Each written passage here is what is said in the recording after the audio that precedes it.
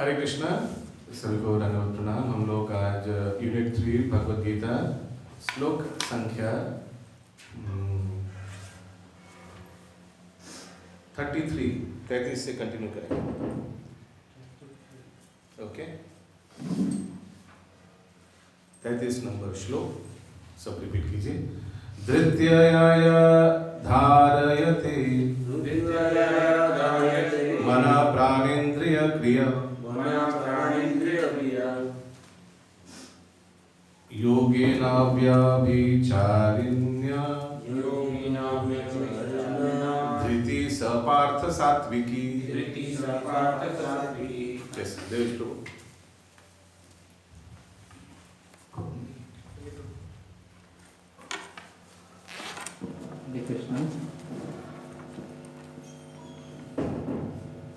हे प्रेत पुत्र, जो अटूट है, जिसे योग अभ्यास द्वारा अचल रहकर धारण किया जाता है। ये साउंड कैसे आ रहा है?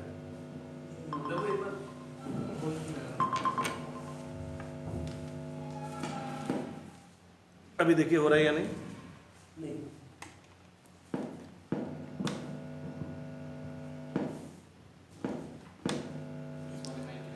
एक काम करिए, आप सामने आकर पढ़िए अनुवाद। माइक को रहने दीजिए जब तक प्रभु आते हैं। हाँ, देखिए चल रहे यानी कॉर्डलेस। हरे कृष्ण। हे प्रेत पुत्र, जो अटूट है, जिसे योग अभ्यास द्वारा अचल रहकर धारण किया जाता है, और जो इस प्रकार मन, प्राण तथा इंद्रियों के कार्यकलापों को वश में रखती है, वह धृति सात्विक है। तात्पर्य। अच्छा, सात्विक धृति का धृति माने डिटर्मिनेशन। ये हो गया था एक्चुअली, ठीक है। तो डिटर्मिनेशन, एकदम डिटरमाइंड। क्या क्या लक्षण है, फिर से अनुवाद पढ़िए। हे प्रेत पुत्र, जो अटूट है, जिसे योग अभ्यास द्वारा अचल रहकर धारण किया जाता है, और जो इस प्रकार मन, प्राण तथा इंद्रियों के कार्यकलापों को वश में रखती है। हाँ, तो वश में रहने से कभी खराब कार्य नहीं होगा, डिटर्मिनेशन कभी खराब नहीं होगा ना, इंद्रियों संयम में। तो ये सात्विक वृत्ति है ना, धृति। तात्पर्य। योग परमात्मा को जानने का साधन है। जो व्यक्ति मन, प्राण तथा इंद्रियों को परमात्मा में एकाग्र करके दृढ़ता पूर्वक उनमें स्थित रहता है, वही कृष्ण भावना में तत्पर होता है। ऐसी धृति सात्विक होती है। व्यभिचारिणी अत्यंत महत्वपूर्ण है, क्योंकि यह सूचित करता है कि कृष्ण भावनामृत में तत्पर मनुष्य कभी किसी दूसरे कार्य द्वारा विचलित नहीं होता। व्यभिचारी माने मालूम है ना, अनफेथफुल। अव्यभिचारिणी मीन्स एकदम एक ही व्यक्ति। हाँ, डिटर्मिनेशन। तो ऐसे धृति होना चाहिए कि ओनली कृष्णा और कोई नहीं। आज हम लोग सुबह ही ड्रामा कर रहे थे, सुन रहे थे ड्रामा, कोई प्रदर्शन किया ग्रुप ने तुकाराम जी का। तो हम लोग देख रहे थे कैसे तुकाराम जी इतना विठल जी का निष्ठावान भक्त थे कि उनका स्त्री थोड़ा धन लक्ष्मी के लिए, पैसा के लिए लक्ष्मी देवी का उपासना कर रहा है। तो तुकाराम मना किया, नहीं, why you are doing her, उनका वर्शिप क्यों कर रहे हो पैसे के लिए, ओनली विठल जी का वर्शिप करना चाहिए। ऐसे इतना डिटरमिन्ड, अनन्य भक्ति इसको बोलते हैं। और अन्य ना, अनन्य। अगला श्लोक 34। यायाय तु धर्म कामार्थम धृत्य धारयते अर्जुन प्रसंगेन फलाकांक्षी धृति स पार्थ राजसी। लेकिन हे अर्जुन, जिस धृति से मनुष्य धर्म, अर्थ तथा काम के फलों में लिप्त बना रहता है, वह राजसी है। तात्पर्य। जो व्यक्ति धर्म, अर्थ, काम, मोक्ष तक नहीं गया, कृष्ण प्रेम तक नहीं गया, पहला तीन में ही फंसा रहा। धर्म, अर्थ, काम। अपना धर्म करेंगे, उससे उसके लिए कुछ अर्थ काम करेंगे, अर्थ उपार्जन करेंगे, उस अर्थ से क्या करेंगे, काम माने इंद्र तृप्ति करेंगे, भोग करेंगे। हाँ, तो ये क्या है, राजसी वृत्ति। आगे। जो व्यक्ति धार्मिक या आर्थिक कार्यों में कर्म फलों का सदैव आकांक्षी होता है, जिसकी एकमात्र इच्छा इंद्र तृप्ति होती है, तथा जिसका मन, जीवन तथा इंद्रिया इस प्रकार संलग्न रहती है, वह रजोगुणी होता है। हाँ, ठीक है। हो सकता है कि व्यक्ति कुछ कुछ ऐसा नहीं। ठीक है, या अगला 35 याय स्वप्नं भयं शोकं विषादं मदमेव च न विमुच्यते धूर्मेधं धृति स पार्थ तामसी। हे पार्थ, जो धृति, स्वप्न, भय, शोक, विषाद तथा मोह के परे नहीं जाती, ऐसी दुर्बुद्धिपूर्ण धृति तामसी है। जैसे जैसे आपका कंस को हो गया था शोक मोह भय, सारा वो कहीं हर एक जगह देख रहा है, कृष्ण को ये देख रहा है, पॉजिटिवली नहीं, ये अच्छा बात है, लेकिन ऐसे वो डर से, हाँ, क्योंकि एक एक असुर को भेज रहे, सब मारा जा रहा है, तो ये क्या है, तामसिक धृति।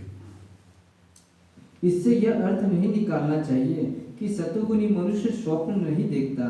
यहाँ पर स्वप्न का अर्थ अति निद्रा है। स्वप्न सदा आता है, चाहे वह सात्विक हो, राजस हो या तामसी। स्वप्न तो प्राकृतिक घटना है, लेकिन जो अपने को अधिक सोने से नहीं बचा पाते, जो भौतिक वस्तुओं को भोगने के गर्व से नहीं बचा पाते, जो सदैव संसार पर प्रभुत्व जताने का स्वप्न देखते रहते हैं और जिनके प्राण, मन तथा इंद्रिया इस प्रकार लिप्त रहती है, वे तामसी धृति वाले कहे जाते हैं। इसीलिए कहा जाता है कि आहार, निद्रा, भय और मैथुन जितना बढ़ाएगा उतना बढ़ेगा, उसका कोई लिमिट नहीं है। अगला श्लोक 36 सुखम त्वइदानीं त्रिविधम् शृणु मे भरतर्षभ अभ्यासाद् रामते यत्र दुःखान्तं च निगच्छति। हे भरत श्रेष्ठ, अब मुझसे 3 प्रकार के सुखों के विषय में सुनो, जिनके द्वारा बद्ध जीव भोग करता है और जिसके द्वारा कभी कभी दुखों का अंत हो जाता है। तात्पर्य, बद्ध जीव भौतिक सुख भोगने की बारंबार चेष्टा करता है, इस प्रकार वह चर्वण करता है, लेकिन कभी कभी ऐसे भोग के अंतर्गत वह किसी महापुरुष की संगति से भव बंधन से मुक्त हो जाता है। चर्वित चर्वणानंद, जड़ जगत का भोग करके हम लोग ने देखा है, महान महान लोग भी सबका पतन हुआ है, सब आयाराम गयाराम है ना, लेकिन फिर भी उसको उसी में लिप्त होता है, उसी में लिप्त होता है। पिता भी पुत्र को बोलता है, जाओ तुम भी आओ, पढ़ाई करो, टाका कमाओ, भोग करो, हम लोग को देखो। फिर से उसका वो भी अपना पुत्र को फिर वही शिक्षा देगा, आओ पढ़ाई करो, टाका कमाओ, भोग करो, हमको भी देखना, ठीक है। फिर वो भी ऐसे चलता रहे, चर्वित चर्वणानंद, सब देख रहा है कि सब गड्ढे में जा रहा है, सब जन्म मृत्यु जरादि के चक्कर में फंस रहा है, लेकिन कोई भी बच्चे लोगों को भक्ति में नहीं लाएगा, अपने आप को भी थोड़ा माप से ऐसे करके इसको बोलते हैं, हाँ, चर्वित चर्वणानंद, च्यूइंग द चूड, देख रहे सब गिर रहा है, सब अंधकूप में जा रहा है, लेकिन फिर भी वही चलेगा। यस, आगे। दूसरे शब्दों में बद्ध जीव सदा ही किसी न किसी इंद्रिय तृप्ति में लगा रहता है, लेकिन जब सुसंगति से यह समझ लेता है कि यह तो एक ही वस्तु की पुनरावृत्ति है और उसमें वास्तविक कृष्ण भावनामृत का उदय होता है, तो कभी कभी वह ऐसा तथाकथित आवृत्ति मूलक सुख से मुक्त हो जाता है। अगला श्लोक 37 नंबर। लेकिन इसका मतलब ये नहीं कि इंद्र तृप्ति करते करते फिर देखेगा कि नहीं इसमें कोई रस नहीं, ऐसा नहीं है। कोई ये भी थियरी है, कोई बहुत बड़ा, पुणे में हम नाम नहीं लेंगे, वो संस्था है, वो सिखाता है कि इंद्र तृप्ति करते करते इंद्र तृप्ति से विरक्त आ जाएगा। मालूम है ना, बहुत फेमस संस्था है वर्ल्ड वाइड। तो श्रील प्रभुपाद बताते हैं ऐसा नहीं है, इंद्र तृप्ति करते करते इससे विरक्त आ जाएगा, फिर थोड़ा देर के लिए विरक्त आएगा, फिर वापस जाएगा उसमें। प्रभुपाद उदाहरण देते हैं कि आग में घी डालने से मत समझिए कि आग बुझ जाएगा, हाँ, आग में घी डालने से और प्रज्वलित होगा ना। यस, तो बोलता था कि कोई अगर स्मोकिंग छोड़ना चाहते हैं, काम करो, तुम कितना पीते हो? मैं 10 पैकेट पीता हूँ। अच्छा ठीक है, तुमको 100 पैकेट पिलाएंगे एक दिन, उसके बाद तुमको घिने आ जाएगा स्मोकिंग से, तो क्या छूट जाएगा स्मोकिंग? कभी नहीं। ये सब बोगस थ्योरी है। अगला श्लोक कितना? 37। यथादग्रे विषमीव परिणामेयम् अमृतोपमाम् तत्सुखं सात्विकं प्रोक्तम् आत्मबुद्धि प्रसादजम्। जो प्रारंभ में विष जैसा लगता है लेकिन अंत में अमृत के समान है, और जो मनुष्य में आत्म साक्षात्कार जगाता है वह सात्विक सुख कहलाता है। अरे तात्पर्य आत्म साक्षात्कार के साधन में मन तथा इंद्रियों को वश में करने तथा मन को आत्म में केंद्रित करने के लिए नाना प्रकार के विधि विधानों का पालन करना पड़ता है।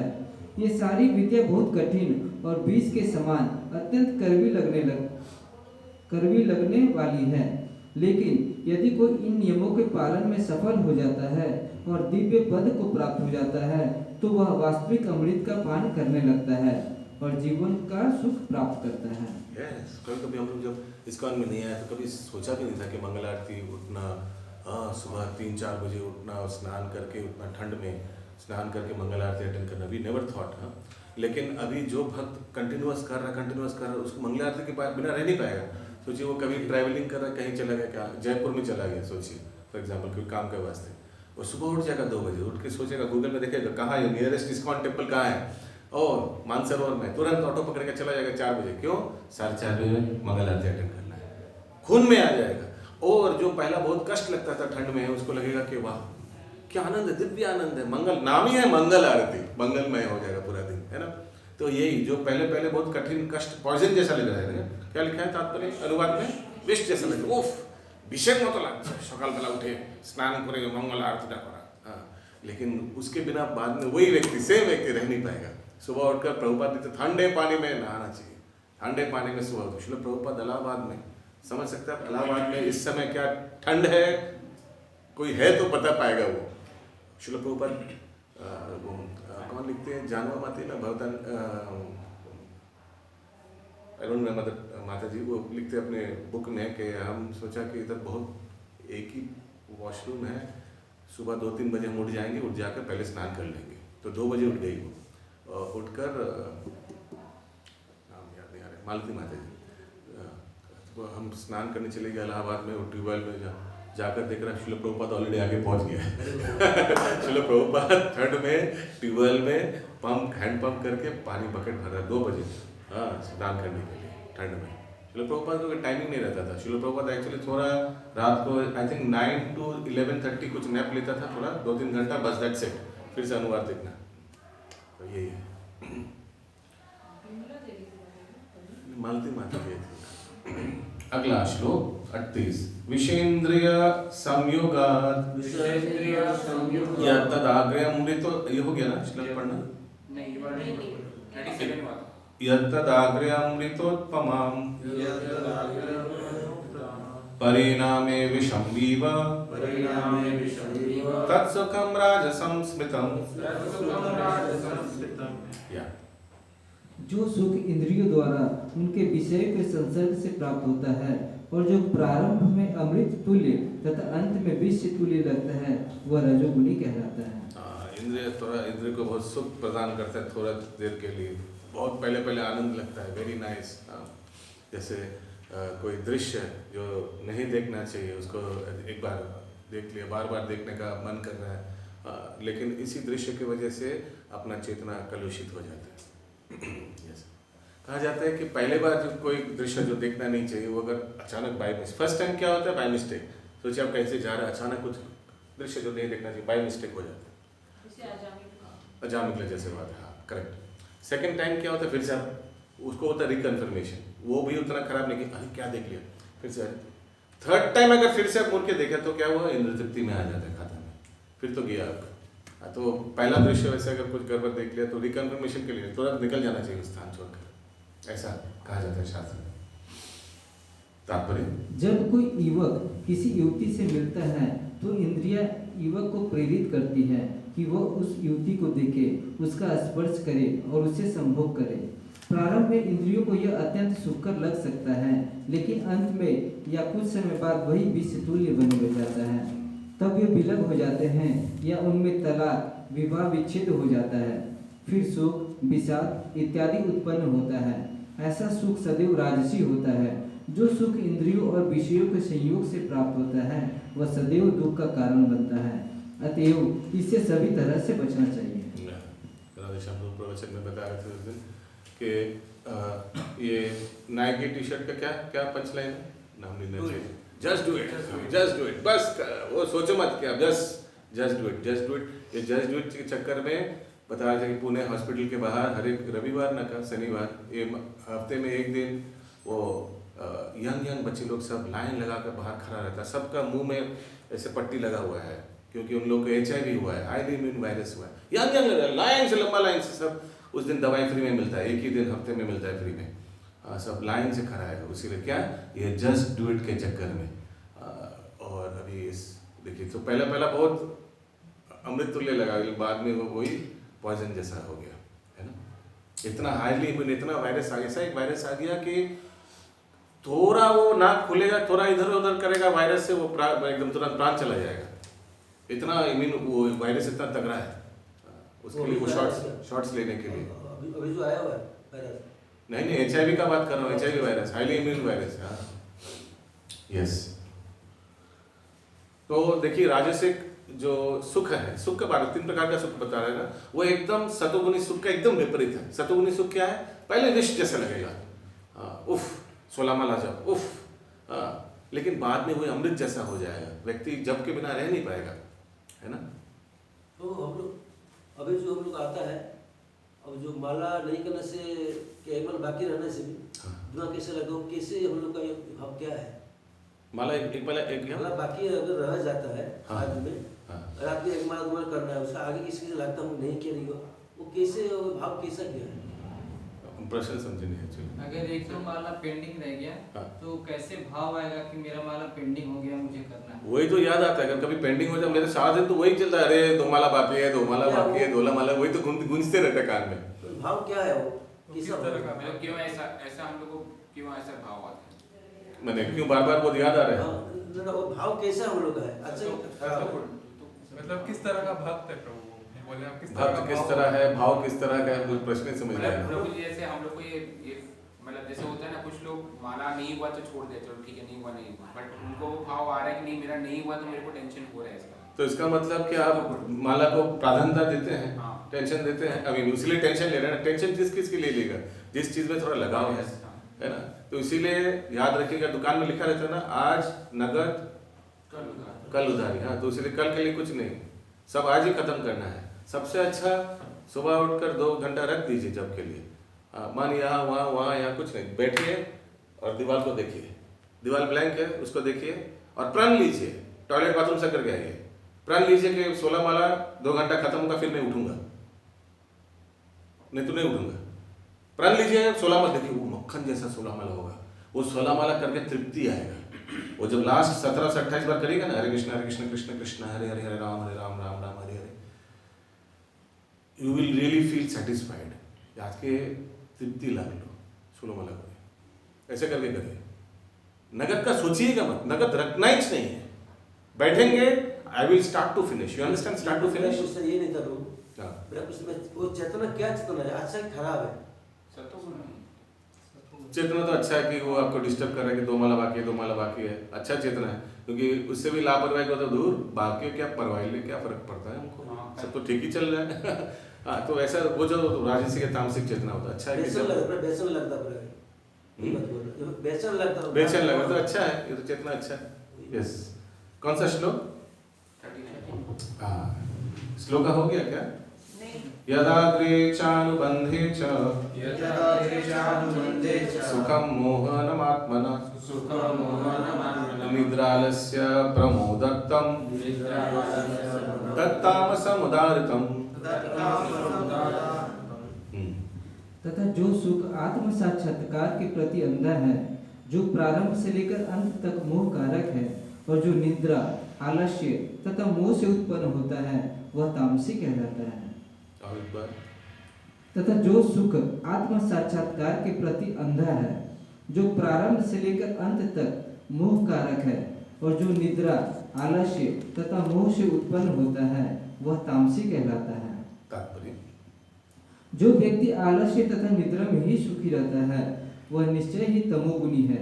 जिस व्यक्ति को इसका कोई अनुमान नहीं है कि किस प्रकार कर्म किया जाए और किस प्रकार नहीं, वह भी तमोगुणी है।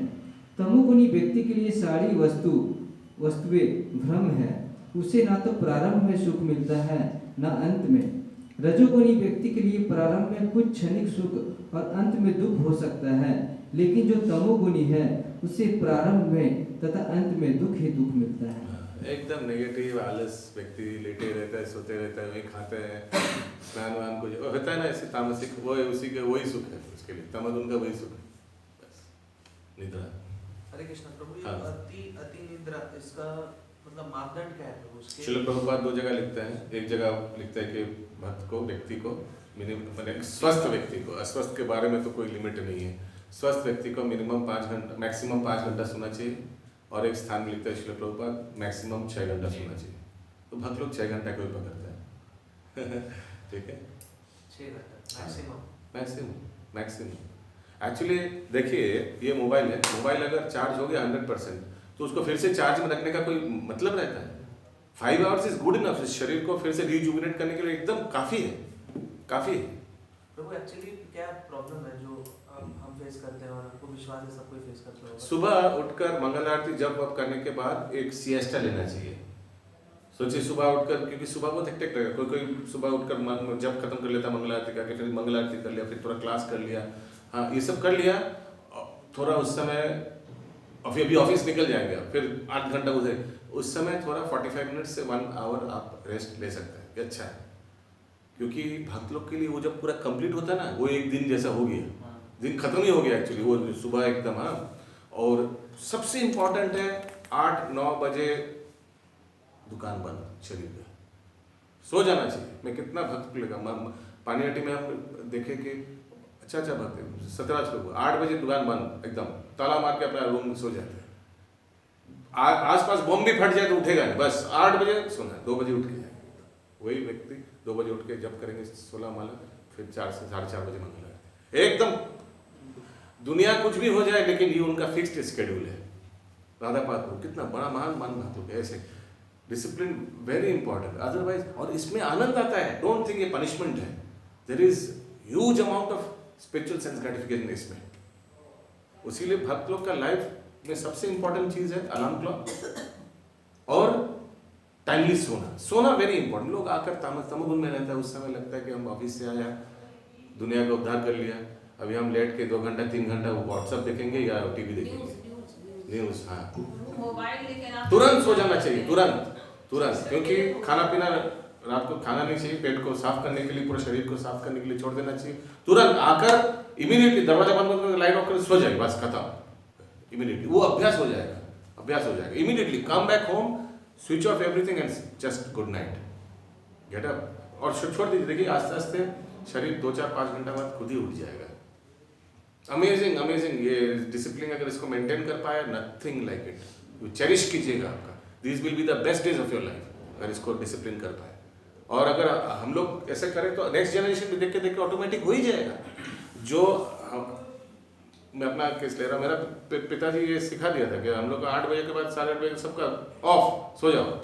क्योंकि कुछ व्यक्ति होते हैं ना, स्टूडेंट्स होते हैं, रात 12-1 बजे तक सोता है, होता है ना, सारा रात 2 बजे तक पढ़ता है। फिर हम लोग को मना कर दिया, नो, जितना पढ़ाई सब अर्ली मॉर्निंग में, उस समय नींद पूरा करके वो अच्छा अंदर भी अच्छा से जाता है। हाँ, तो we were taught from childhood एकदम, तो इसीलिए ये अच्छा से इमीडिएटली पास ऑन हो जाता है नेक्स्ट जनरेशन में। इसीलिए अभ्यास करना चाहिए डिसिप्लिन में। यस, आगे। न तदस्ति पृथिव्यां च दिवि देवेषु वा पुनः सत्वं प्रकृतिजैर्मुखं मुक्तं यदेभिः स्वात्रिभिर्गुणे। इस लोक में, स्वर्ग लोकों में या देवताओं के मध्य में कोई भी ऐसा व्यक्ति विद्यमान नहीं है जो प्रकृति के तीनों गुणों से मुक्त हो। भगवान इस श्लोक में समग्र ब्रह्मांड में प्रकृति के 3 गुणों के प्रभाव का संक्षिप्त विवरण दे रहे हैं। तो ये तो ठीक ही है, कोई भी इस 3 गुणों से मुक्त नहीं है। मैं सबसे अच्छा है कि जो व्यक्ति सतोगुण में है या मैक्सिमम समय सतोगुण में है, बट याद रखिएगा सतोगुण का विश्लेषण ये है कि उसमें तमोगुण और रजोगुण का लेश रहता है। अगला श्लोक 41। ब्राह्मण क्षत्रिय विषम शूद्रनाम च परंतप कर्माणि प्रविभक्तानि स्वभाव प्रभवेर्गुणे। हे परंतप, ब्राह्मणों, क्षत्रियों, वैश्यों तथा शूद्रों में प्रकृति के गुणों के अनुसार उनके स्वभाव द्वारा उत्पन्न गुणों के द्वारा भेद किया जाता है। हाँ, ये सब गुरुकुल में होता है, भेद किया जाता है। इनका स्वभाव ऐसा है, इनका स्वभाव ऐसा है, ये एकदम निष्ठापूर्वक बहुत सत्व गुण में रहता है, तो उनको क्या सिखाना पड़ेगा? यजन याजन पठन पाठन दान प्रतिज्ञा, उसको अलग करो। ये एकदम उत्तेजित रहता है और सबको डोमिनेटिंग वो क्वालिटीज है कि सबको, और लीडरशिप ऐसा नहीं कि डोमिनेटिंग नेगेटिवली है, उसमें अच्छा गुण है कि लीडरशिप क्वालिटीज है, उनको एडमिनिस्ट्रेशन में रख दो, ऐसे ऐसे करके विभाग, वो सब गुरुकुल में होता है। गुरुदेव ये देखकर निर्धारण करता है। कहाँ देखता है? वो जो हमने बताया था ना पहला जो कुछ साल है वो जनरल है, जनरल फॉर ऑल, उसी में पता चल जाएगा गुरुदेव को किनको क्या है। जैसे हम लोग का भी होता है ना, स्कूल में तो वही होता है सेम, क्लास 9 या 10 तक सब, फिर उसके बाद स्वभाव के अनुसार कोई कॉमर्स, कोई आर्ट्स, कोई साइंस लेता है ना। अगला श्लोक 42, समोदमस्तप। ये श्लोक इंपॉर्टेंट है, क्यों? क्योंकि आप लोग का जब सेकेंड इनिशिएशन हो ये पकड़ा जाता है इंटरव्यू में। समोदमस्तप शौचम शांतिरार्जवमेव च ज्ञानम विज्ञानमस्तिक्यम ब्रह्म कर्म स्वभावजम। शांति प्रियता, आत्मसंयम, तपस्या, पवित्रता, सहिष्णुता, सत्यनिष्ठा, ज्ञान, विज्ञान तथा धार्मिकता, ये सारे स्वाभाविक गुण हैं जिनके द्वारा ब्राह्मण कर्म करते हैं। तो ये ब्राह्मणत्व गुण है, वेरी वेरी फेवरेबल फॉर यजन याजन पठन पाठन। देखिए अभी किसका आएगा? क्षत्रिय का 43 नंबर श्लोक। हरे कृष्ण। प्रभु सहिष्णुता, सहिष्णु मतलब टॉलरेंस, सत्यनिष्ठा मतलब जो सत्य बोलता है। एकदम सत्य मीन्स का याद रखिएगा, सत्य का डेफिनेशन इसमें नहीं दिया हुआ है, वो 26 गुण में दिया था। Satya means presenting the truth as it is. I repeat, satya means presenting the truth as it is. शास्त्र में जो दिया गया उसको एज इट इज प्रभुपाद बता देते थे एज इट इज। वहां जाकर परवाह नहीं किया कि हम जैसे प्रभुपाद जाकर बोला कि women should always be under guidance, as a child under the guidance of father, as a young lady under the guidance of husband, as a old lady under the guidance of dependent son, but always they should be under guidance. Prabhupada एक western world में भी जाकर शास्त्र को as it is present कर दिया, जो शास्त्र में दिया वही प्रेजेंट कर दिया श्रील प्रभुपाद। इसको बोलता है स्ट्रेट फॉरवर्डनेस, या क्या लिखा था? सत्यनिष्ठा। एक्चुअली स्ट्रेट फॉरवर्डनेस का डेफिनेशन है, स्ट्रेट फॉरवर्डनेस होता है ना, स्ट्रेट फॉरवर्डनेस, ये स्ट्रेट फॉरवर्डनेस के शास्त्र को एज इट इज प्रेजेंट करना। देखिए मैं ये स्ट्रेट फॉरवर्डनेस के बारे में क्यों बता रहा हूँ, देखिए जल जगत में इसका डेफिनेशन अलग है। बहुत लोग बोलते हैं ना मैं सीधा बात करता हूँ एकदम, जो नहीं जो मैं घुमा फिरा के जो मन में वो बोल देता हूँ। क्या ये ऐसा होना चाहिए? ऐसा नहीं होना चाहिए, सब बेवकूफ़ी है। कोई व्यक्ति अगर इसमें गर्वित होता है, मेरा मन में जो है वही मैं बोल देता हूँ, तो आपका मन में तो कुछ भी हो, अच्छा भी हो, सत्य भी हो, लेकिन हो सकता है कि सामने वाले को बुरा लगे। आप सबके सामने मन में जो है बोल दिया, उसको 10 बुरा लग गया, तो ये तो अच्छी बात नहीं है। मन में है ठीक है, लेकिन मुंह खोलने के आगे थोड़ा ये भी सोचना चाहिए कि बोलना सही समय है क्या, सही स्थान काल पात्र है क्या, है ना। मुंह फट बोलते हैं ना, मुंह फट, ये कोई हीरोगिरी नहीं है या कोई बड़ी बात नहीं है, ये एक्चुअली मूर्खता है मुंह फट होना, लेकिन लोग इसमें बहुत गर्व है। तो प्रभुपाद इसका डेफिनेशन देता है, straight forward does not mean जो भी आया नहीं, जो भी मुंह से वाणी होगा, वाणी का एक क्वालिटी है कि वो हितकारी होना चाहिए, सुनने में स्निग्ध होना चाहिए। सुनने में कोई ऐसा टोन में बात करता है, ज़्यादा देर सुन नहीं पाइएगा, वो भागवत भी बोले तो जब, हाँ, लेकिन वो तो ये सब एड ऑन्स होता है। कोई देखिएगा इतना स्पीड में बात करता है, यद्यपि बहुत अच्छा व्यक्ति है, लेकिन उसको रूड लगेगा आपको, क्योंकि इतना जल्दी बात करता है। तो ये सब ध्यान में रखना चाहिए, ये ब्राह्मण गुण है, ये this are brahminical qualities, one should imbibe. इसलिए पहले के कई लोग बोलते हैं ऐसी वाणी बोलिए मन का आपा खोए, अपनों को शीतल लगे औरों को शीतल होए। शौर्यं तेजो धृतिर्दक्षं युद्धे चाप्यपलायनं दानमीश्वर भावश्च क्षत्रं कर्म स्वभावजम्। वीरता, शक्ति, संकल्प, दक्षता, युद्ध में धैर्य, उदारता तथा नेतृत्व ये क्षत्रियों के स्वाभाविक गुण हैं। कृषि गोरक्ष वाणिज्यम वैश्य कर्म स्वभावजम परिचार्यात्मकं कर्म शुद्धशापि स्वभावजम। कृषि करना, दोनों का एक साथ दे दिया, ठीक है इसमें वैश्य शूद्र। कृषि करना, गौ रक्षा तथा व्यापार वैश्यों के स्वाभाविक कर्म है और शूद्रों का कर्म श्रम तथा अन्यों की सेवा करना है। स्वे स्वे कर्माण्यभिरात संसिद्धिं लभते नरः स्वकर्मनिरता सिद्धिं यथा विन्दति तच्छृणु। अपने अपने कर्म के गुणों का पालन करते हुए प्रत्येक व्यक्ति सिद्ध हो सकता है। अब तुम मुझसे सुनो कि यह किस प्रकार किया जा सकता है। यथा प्रवृत्तिर्भूतानां येन सर्वमिदं ततं स्वकर्माण तम अभ्यार्च्य सिद्धिं विन्दति मानवा। Yes, next please.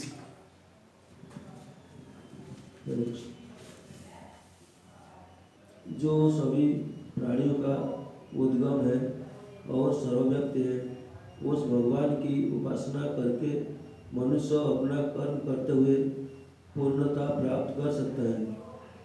जैसा कि तात्पर्य, जैसा कि 15 अध्याय में बताया जा चुका है, सारे जीव परमेश्वर की विभिन्न अंश है। इस प्रकार परमेश्वर ही सभी जीवों के आदि है। वेदांत सूत्र में इसकी पुष्टि हुई है। जन्मदस्य यत, अतः परमेश्वर प्रत्येक जीव के जीवन के उद्गम है।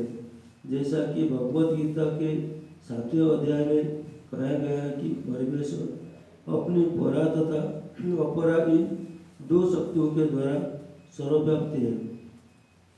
अतः मनुष्य को चाहिए कि उनकी शक्तियाँ सहित भगवान की पूजा करें। सामान्यतः वैष्णव परमेश्वर की पूजा उनकी अंतरंगा शक्ति समेत करते हैं। इनकी बहिरंगा शक्ति इनकी अंतरंगा शक्ति का विकृत प्रतिबिंब है।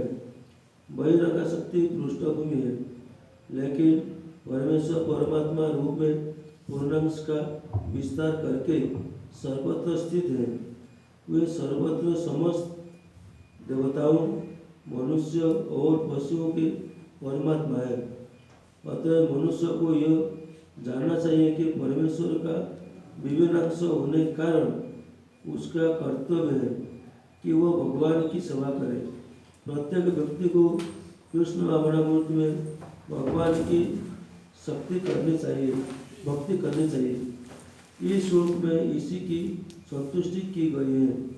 प्रत्येक व्यक्ति को सोचना चाहिए कि इंद्र के स्वामी ऋषिकेश द्वारा वो विशेष कर्म में प्रबोध किया गया है। अतः जो जिस कर्म में लगा है उसके फल के द्वारा भगवान श्री कृष्ण को पूजना चाहिए।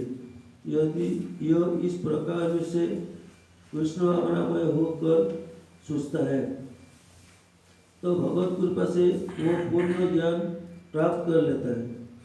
यही जीवन की सिद्धि है। भगवान ने किसी का कोई प्रश्न है इस पैराग्राफ में? यस तो बोलिए। अतएव जो जिस कर्म में लगा है उसी के फल के द्वारा भगवान श्री कृष्ण की पूजा करना चाहिए। जो जिस कर्म में लगा हुआ है, ठीक है। सोचिए हम लोग गृहस्थ हैं, हम लोग कोई बिजनेस कर रहे हैं, कोई नौकरी कर रहे हैं, ठीक है, लेकिन जो कर्म का जो फल है उसको भगवान को अर्पण करिए। You don't have to change your वृत्ति। सबको गृहस्थ है अभी भक्ति करने के लिए हमको संन्यास लेना पड़े, ऐसा है क्या? नहीं। जो जहाँ लगा हुआ है, जो जैसा जैसे लिप्त है, ठीक है, वैसे ही रहिए। कर्मों का फल का अर्पण कर सकते हैं, प्लस अपने आप को भी भक्ति योग में लगा सकते हैं। ऐसा नहीं सिर्फ कर्म फल को, वो तो फिर कर्म योग हो गया। हाँ, बहुत लोग ऐसा करते हैं, हम जा नहीं पाएंगे, कुछ जंप अप नहीं कर पाएंगे, ठीक है, हम महीने में एक बार नित्य सेवा का चेक दे देंगे बस। नहीं, फिर वो भी श्रेय नहीं है। इसलिए कर्मयोग सबसे एलिमेंट पहला आता है भक्ति योग में, भक्ति भगवत गीता में, बिकॉज मैक्सिमम लोग वही करते हैं। देखिए Bhagavad Gita totally speaks about भक्ति योग, डिवोशनल सर्विस। लेकिन डिवोशनल सर्विस आप कर्म से भी कर सकते हैं, ज्ञान से भी, योग और ध्यान से भी, लेकिन ये श्रेय नहीं है। सबसे श्रेष्ठ क्या है? भक्ति योग। इसलिए याद रखिएगा, कर्म योग, ध्यान योग, ज्ञान योग में भी भगवत प्राप्ति होता है, ऐसा नहीं कि नहीं होता है।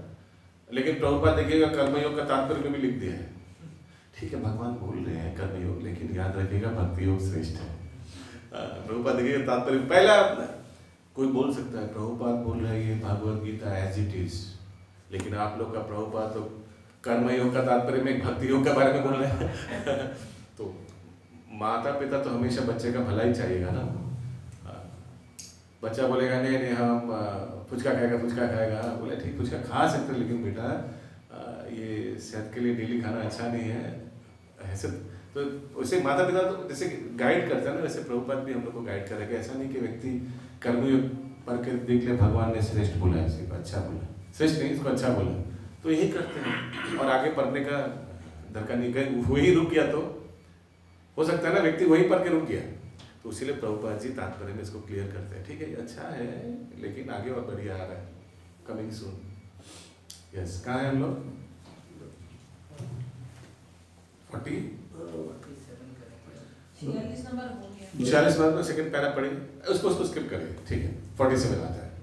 श्रेयं स्वधर्मो विगुणा परधर्मात् स्वनिष्ठितात् स्वभावनियतं कर्म कुर्वन्नाप्नोति किल्बिषम्। तो ये क्यों बोल रहे कि अपना जो वृत्ति है वो उसको चेंज नहीं करना चाहिए। अर्जुन, तुम क्षत्रिय हो, युद्ध करने आए हो, प्रजा को रक्षा देने आए हो, युद्ध करो। ऐसा नहीं कि तुमको अभी कुछ दूसरा संन्यास लेने बोला तो हम संन्यास ले लेंगे, इससे अच्छा नहीं। You do, you continue your duty, लेकिन माम अनुस्मर युद्ध चा। ऐसा नहीं कि भगवान अर्जुन कभी बोला ऐसे कि भगवान, अर्जुन को मालूम था ना कि कृष्ण अकेला जिता सकता है, हाँ या ना? मालूम था। तो अर्जुन क्या बोला भगवान को, भगवान अभी आप ही युद्ध लड़ी, मैं थोड़ा सो जाता हूँ इधर, ऐसा बोला कभी क्या? नहीं, भगवान ने भी ऐसा सलाह नहीं दिया।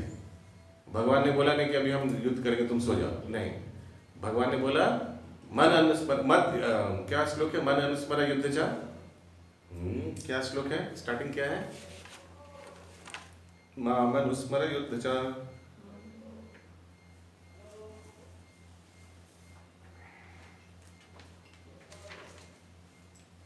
माम अनुस्मर युद्ध च। मन बनाना तस्मात् सर्वेषु कालेषु, तस्मात् सर्वेषु कालेषु मन अनुस्मर युद्ध च। मेरे को याद करते करते, स्मरण करते करते बिजनेस करो, दुकान करो, नौकरी करो, जो भी करो, कुकिंग करो, नो प्रॉब्लम। ऐसा ये है भक्ति को, ये श्रील प्रभुपाद सिखाया है इस्कॉन के द्वारा। कैसे व्यक्ति कोई भी आश्रम में रहे, कोई भी उसका वर्ण रहे, लेकिन भक्ति में रहकर वो निभा सकता है। ओके, अनुवाद और क्लियर हो जाएगा इस अनुवाद से।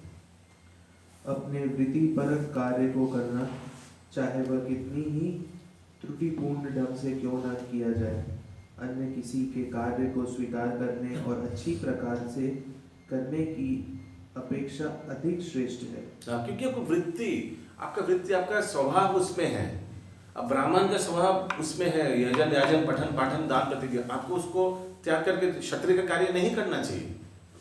हो सकता है कि आप उतना पटु अभी तक हुए नहीं, लेकिन continue being what you are. आपका वृत्ति मीन्स, वृत्ति माने बिजनेस सबको ये सब है, लेकिन टेंडेंसी ऑल्सो, वृत्ति ऑल्सो मीन्स स्वधर्म, वृत्ति ऑल्सो मीन्स गुण कर्म, आपका गुण, आपका स्वभाव, कर्म, जैसे जिसका टेंडेंसी है वैसे उसको त्याग नहीं करना चाहिए। ठीक है, हरे कृष्ण। तो अगर त्याग नहीं करेंगे तो फिर बेटरमेंट कैसे? जैसे आप अभी, जैसे हम लोग सोने का एग्जांपल आप अभी बताएं, तो अगर कोई उस लेवल में है, नहीं, इसको वृत्ति मीन्स स्वभाव। I understand what you saying. यानी किसी का ब्राह्मणिकल, ये व्हाट आई मेंट वाज, किसी का ब्राह्मणिकल गुण है, किसी का क्षत्रिय गुण है, गुण कर्म, उसीलिए मैं यूज किया इसके लिए। हाँ, तो गुण कर्म अगर आपका टेंडेंसी है, आप सोचिए आप प्रभु जैसे मेरा कृषि गोरक्षा वाणिज्य आपका वृत्ति है, कृषि गोरक्षा उसकी वृत्ति माने ऑक्यूपेशनल, हाँ, तो उसको त्याग करके आपका टेंडेंसी है, स्वभाव है कृषि गोरक्षा जैसा, आपको वही करना चाहिए, एडमिनिस्ट्रेशन में नाक में लगाना चाहिए। उसीलिए पॉलिटिशियन कौन होना चाहिए? जिसका लीडरशिप क्वालिटी हो, वो जो दिया है ना, शौर्यम तेजो धृति दक्षम, ऐसा होना चाहिए शौर्यम। नहीं तो पॉलिटिशियन दिखेगा कल सोचिए राइट लगा, वो तो घर में छुपा रहेगा, वो निकलेगा नहीं, अरे बाबा हमें मारा जाओ, वैसे नहीं होना चाहिए ना पॉलिटिशियन। वो सामने जाकर लीड करेगा, वो वृत्ति, वो टेंडेंसी, वो जिसका शौर्यम वृत्ति है, शौर्यम तेजो धृति दक्षम वृत्ति है, उसको कभी अगर उसका ऐसा वृत्ति है, शूद्र का कार्य नहीं करना चाहिए। यही बोलना चाह रहे भगवान। ओके, ये सब चारों वर्ण में नहीं है। उसको कुछ आलस है, तमस में बैठा हुआ है, उसको क्या बोलेगा? वो सब छोड़ो मत, वैसे ही करते रहो। नहीं, उसको इस तरह से मत लीजिए। वृत्ति के बात हो रही है। Natural tendencies towards these 4 varnas. उसीलिए पहले प्रभुपाद ने 4 वर्ण, भगवान कृष्ण ने 4 वर्णों के बारे में बताया, ब्राह्मण क्षत्रिय क्या क्या उनका कार्य है। ब्राह्मण का बताया, क्षत्रिय के बारे में बताया है ना, शूद्र और वैश्य के बारे में बताया। अभी बता रहे कि भगवान की इसको त्यागना नहीं चाहिए। फिर से अनुवाद पढ़िए। अपने वृत्ति परक कार्य को करना, चाहे वह कितनी ही त्रुटिपूर्ण ढंग से क्यों न किया जाए, अन्य किसी के कार्य को स्वीकार करने और अच्छी प्रकार से करने की अपेक्षा अधिक श्रेष्ठ है।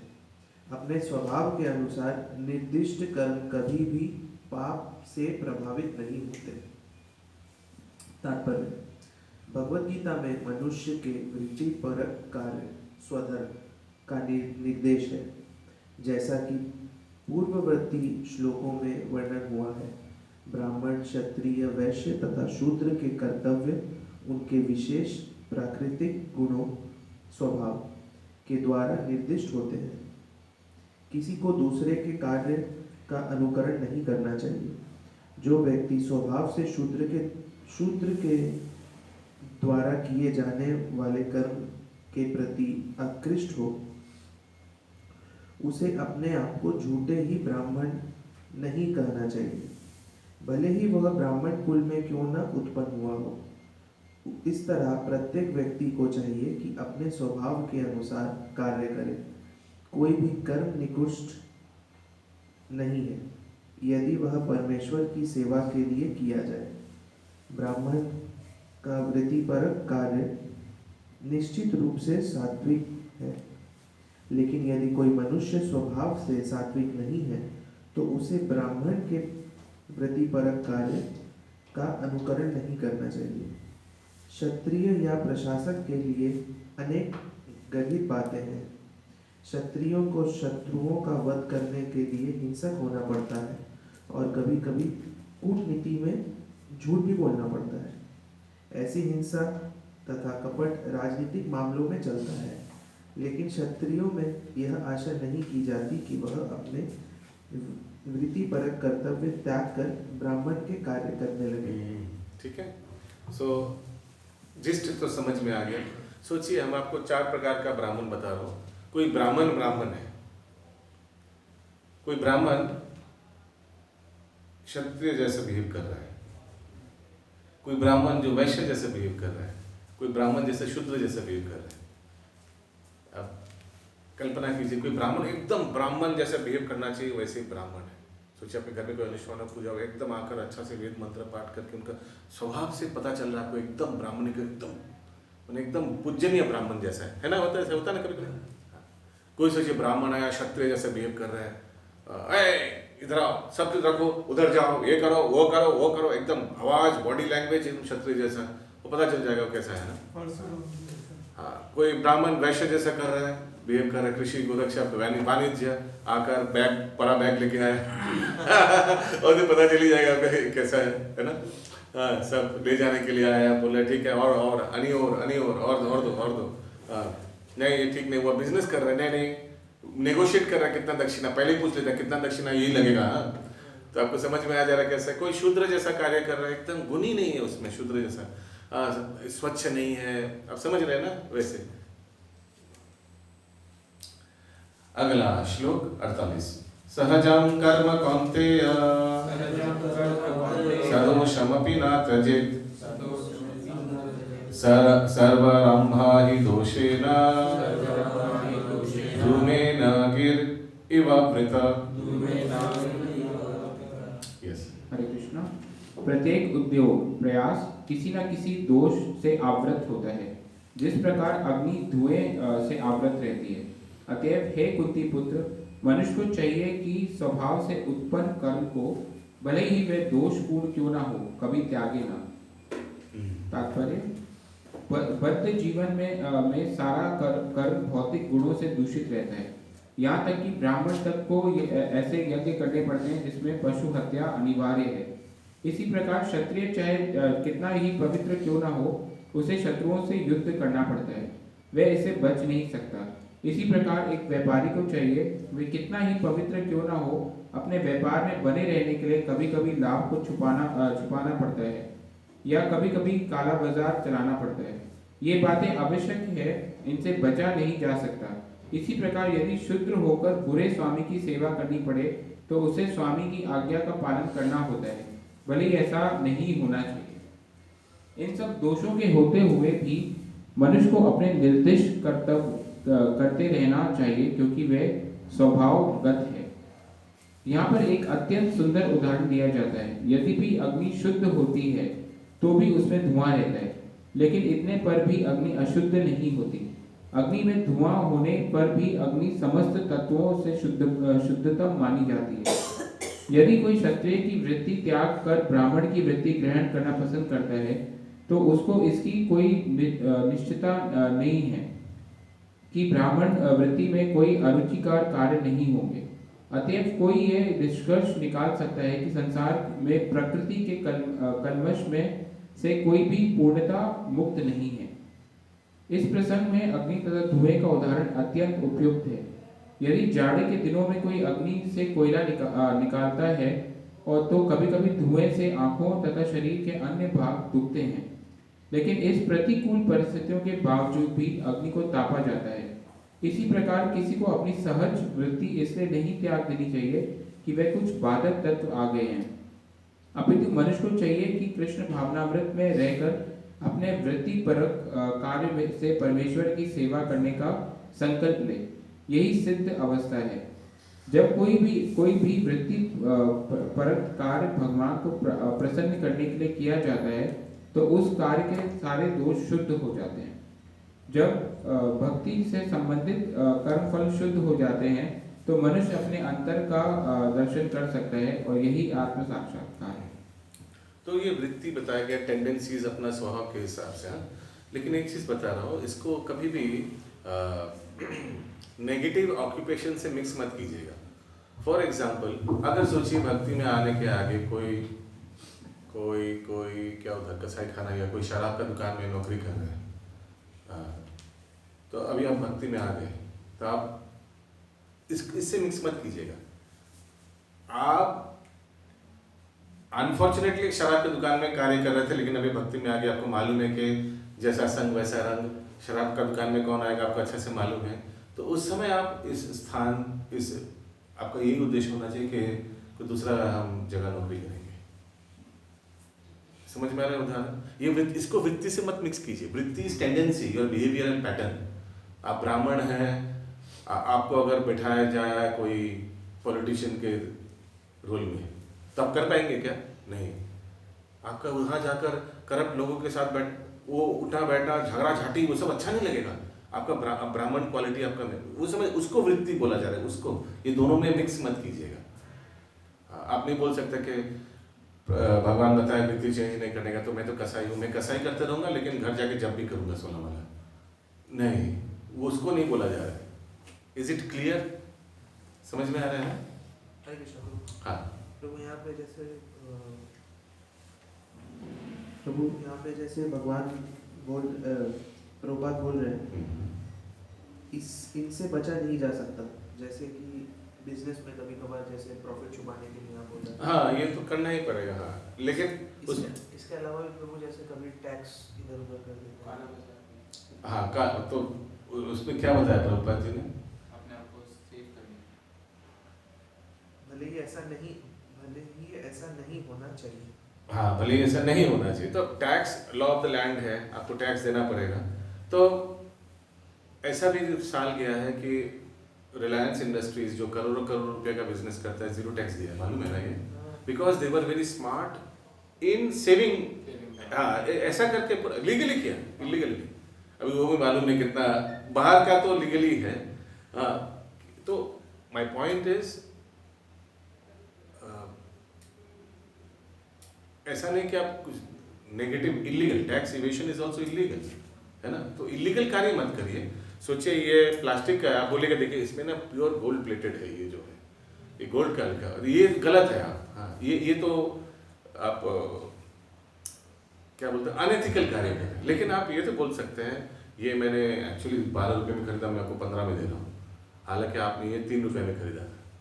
दैट इज अलाउड, उतना झूठ बोल सकते हैं आप, ठीक है? वही प्रभुपाद जी बताना चाह रहे हैं कि आप अगर ऐसे बोल देंगे कि हम 12 रुपये में 3 रुपये में खरीदा, तुमको हम 15 में बेच रहे हैं, बोला अच्छा वाह बहुत बढ़िया कर रहे हो तो भाई। तो ऐसे तो नहीं बोल सकते आप। वो चीज़ वो उतना समझना चाहिए, दैट इज अलाउड। आप पूरा नेचर को चेंज कर दिया, प्लास्टिक का चीज़ को सोना का बोल दिया ये प्योर 24 कैरेट है, हाँ वो तो अनएथिकल हो गया, फ्रॉड हो गया वो। आप लॉ ऑफ द लैंड है उसको टैक्स ही नहीं देंगे, सोचा कि टैक्स देंगे नहीं, हम अलग अलग गलत नाम या फर्जी सिग्नेचर विग्नेचर करेंगे, दैट इज नॉट अलाउड, ठीक है? तो you should understand where the line is. Okay अगला श्लोक 49 करेक्ट। असक्त बुद्धि सर्वत्र जीतात्मा विगत स्पृह नैष्कर्म्य सिद्धिं परमं संन्यासेनाधिगच्छति। अनुवाद।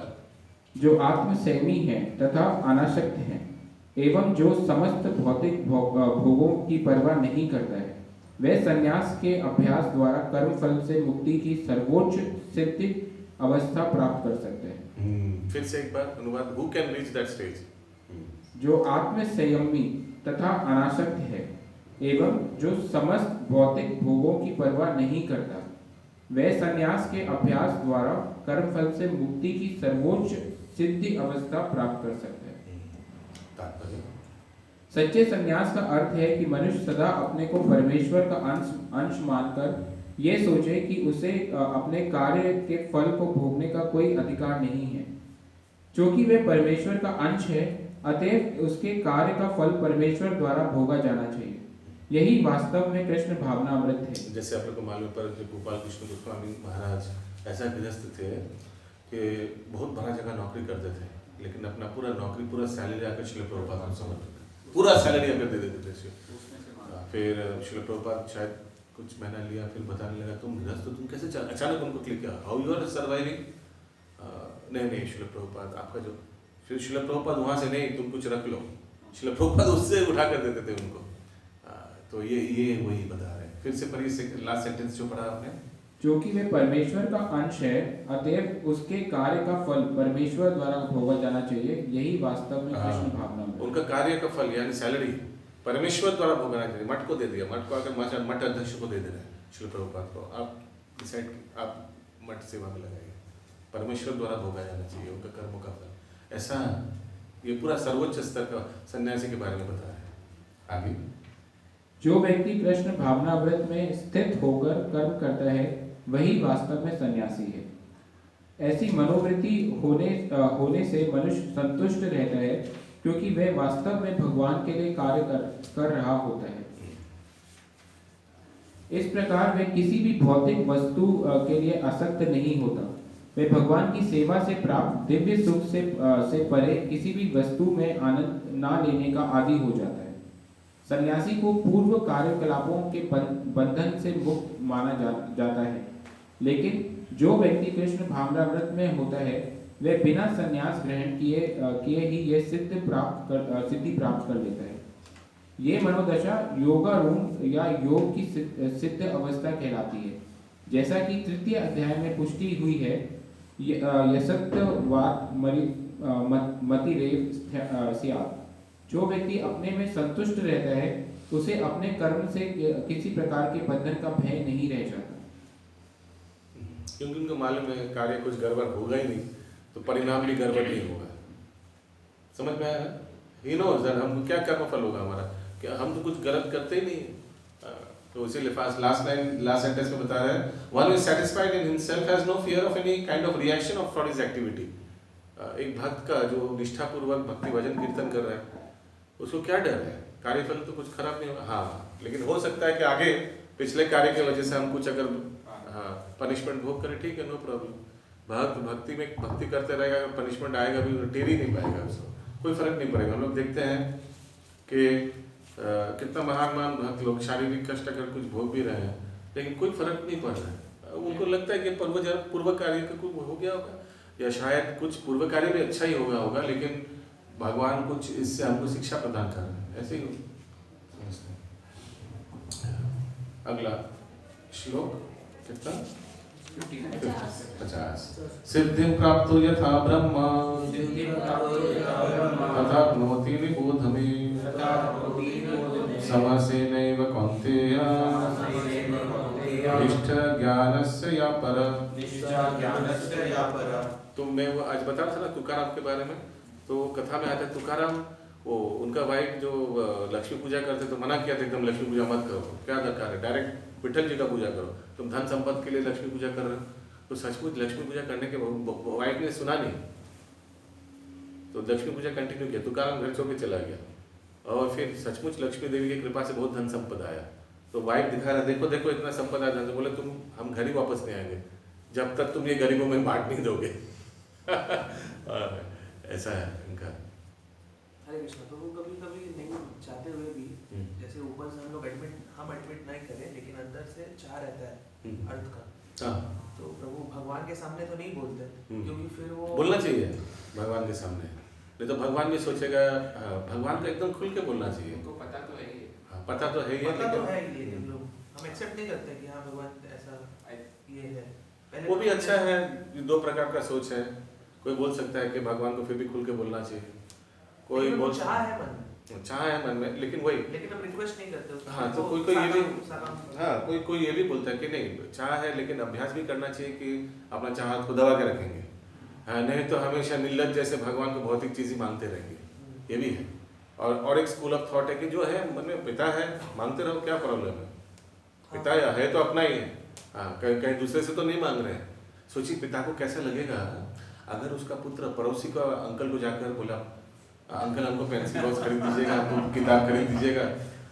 पिता को कैसे लगेगा, अरे वाह, हाँ, क्या माने हमारा पुत्र, कितना लज्जा लगेगा ना कि दूसरे को जाकर या मामा चाचा को बोल रहे हैं ये खरीद दो वो खरीद दो।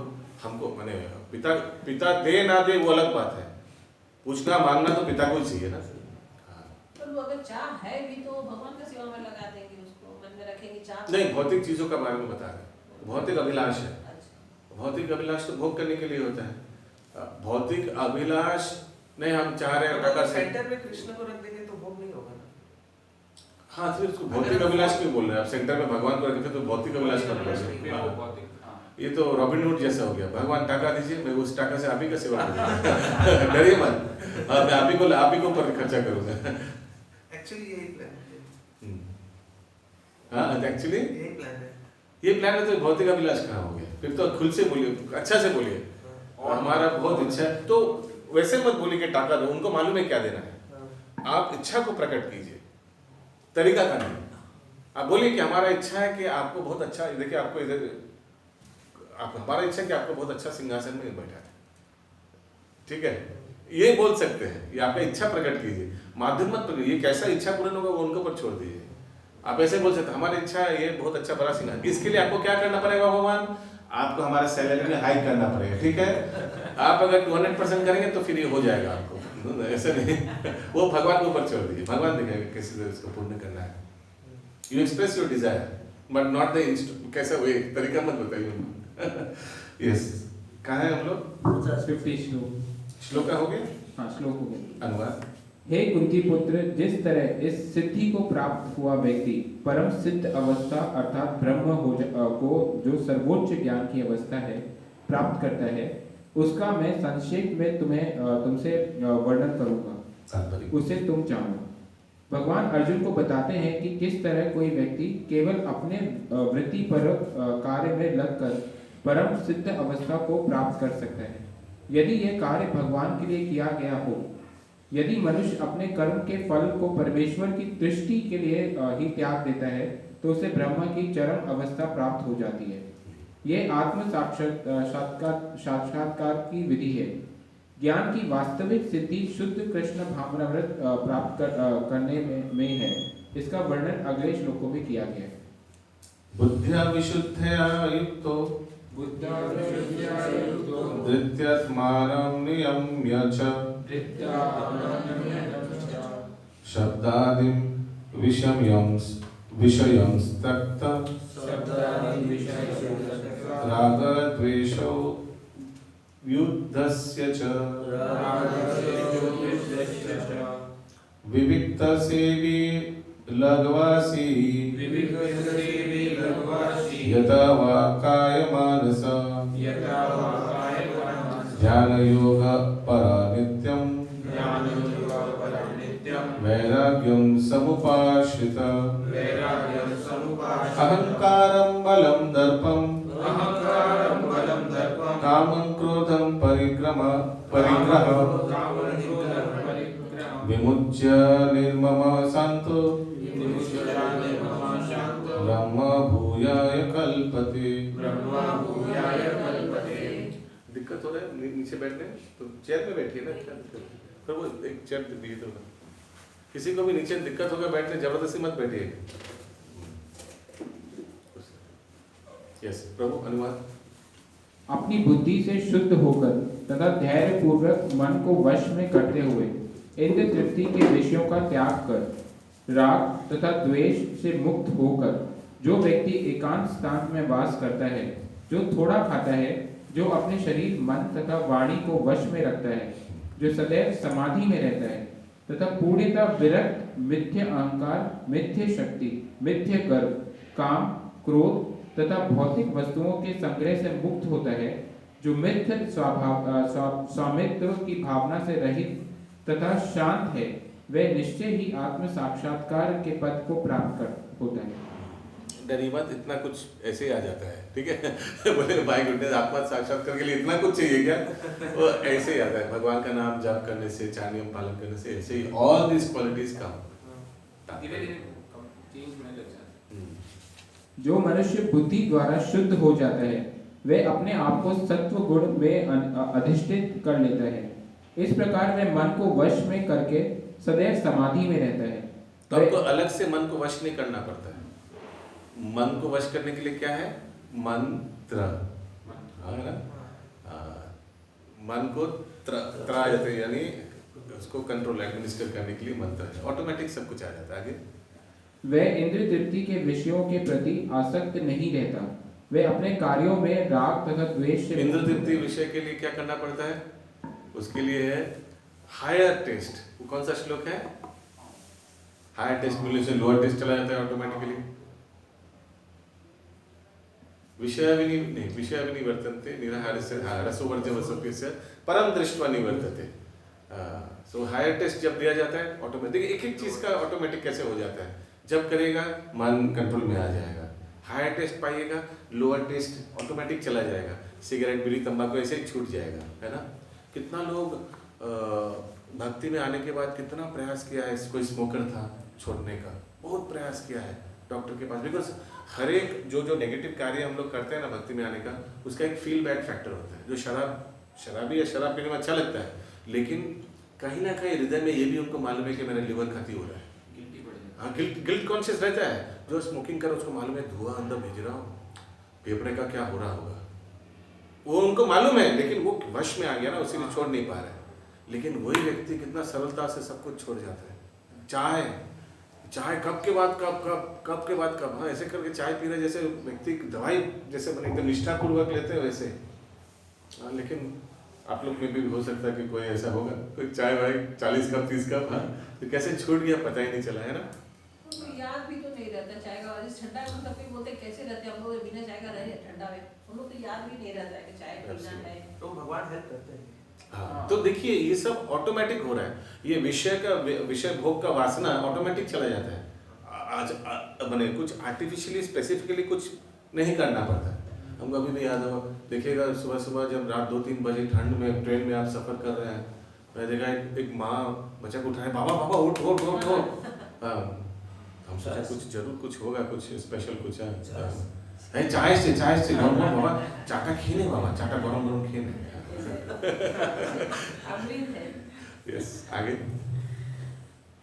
वह इंद्र तृप्ति के विषयों के प्रति आसक्त नहीं रहता और अपने कार्यों में राग तथा द्वेष से मुक्त होता है। ऐसा विरक्त व्यक्ति स्वभावतः एकांत स्थान में रहना पसंद करता है। वह आवश्यकता से अधिक खाता नहीं है और शरीर तथा मन की गतिविधियों पर नियंत्रण रखता है। वह मिथ्य अहंकार से रहित होता है क्योंकि वह अपने को शरीर नहीं समझता, ना ही वह अनेक भौतिक वस्तुएं स्वीकार करके शरीर को स्थूल तथा बलवान बनाने की इच्छा रखता है। यहाँ एक चीज तो आप लोग को थोड़ा गड़बड़ लग सकते है, एकांत स्थान में ये बाकी सब ठीक है, एकांत स्थान में क्यों, यानी यहाँ एकांत का मतलब है वो जड़ जगत। देखिएगा जो भक्त है, अगर पूरा परिवार भक्त है तो वो अपना लिए कुछ जगह बना लेता है अलग से। देखा आपने ना, कुछ कॉर्नर, कुछ घर का कुछ कॉर्नर, कुछ बरामदा, कहीं वो ढूंढ लेगा अपना, उसको एकांत बता रहे, यानी जड़ जगत से थोड़ा दूर। लेकिन भक्तों के संगत में तो सबके साथ मिल के रहेगा, ठीक है। क्योंकि वह देह आत्मा बुद्धि से रहित होता है, अतएव वह मिथ्य गर्व नहीं करता। भगवत कृपा से उसे जितना कुछ प्राप्त हो जाता है उसी से वह संतुष्ट रहता है और इंद्र तृप्ति ना होने पर भी कभी क्रुद्ध नहीं होता। इसको भी ना अगर हम लोग 1 2 3 4 करके ये श्लोक को करें, याद है जैसे हम लोग ने किया था 26 गुण, तो उसको भी हम लोग ब्रैकेट कर सकते हैं, कहाँ से कहाँ, क्या तात्पर्य में कहाँ से बोल रहे हैं, किस गुण के लिए। समझ में आ रहा है मैं क्या बोल रहा हूँ? आगे। ना ही वह इंद्रिय विषयों को प्राप्त करने के लिए प्रयास करता है। इस प्रकार जब वह मिथ्य अहंकार से पूर्णतः मुक्त हो जाता है तो वह समस्त भौतिक वस्तुओं से विरक्त बन जाता है, और यही ब्रह्म की आत्म साक्षात्कार अवस्था है। यह ब्रह्मभूत अवस्था कहलाती है।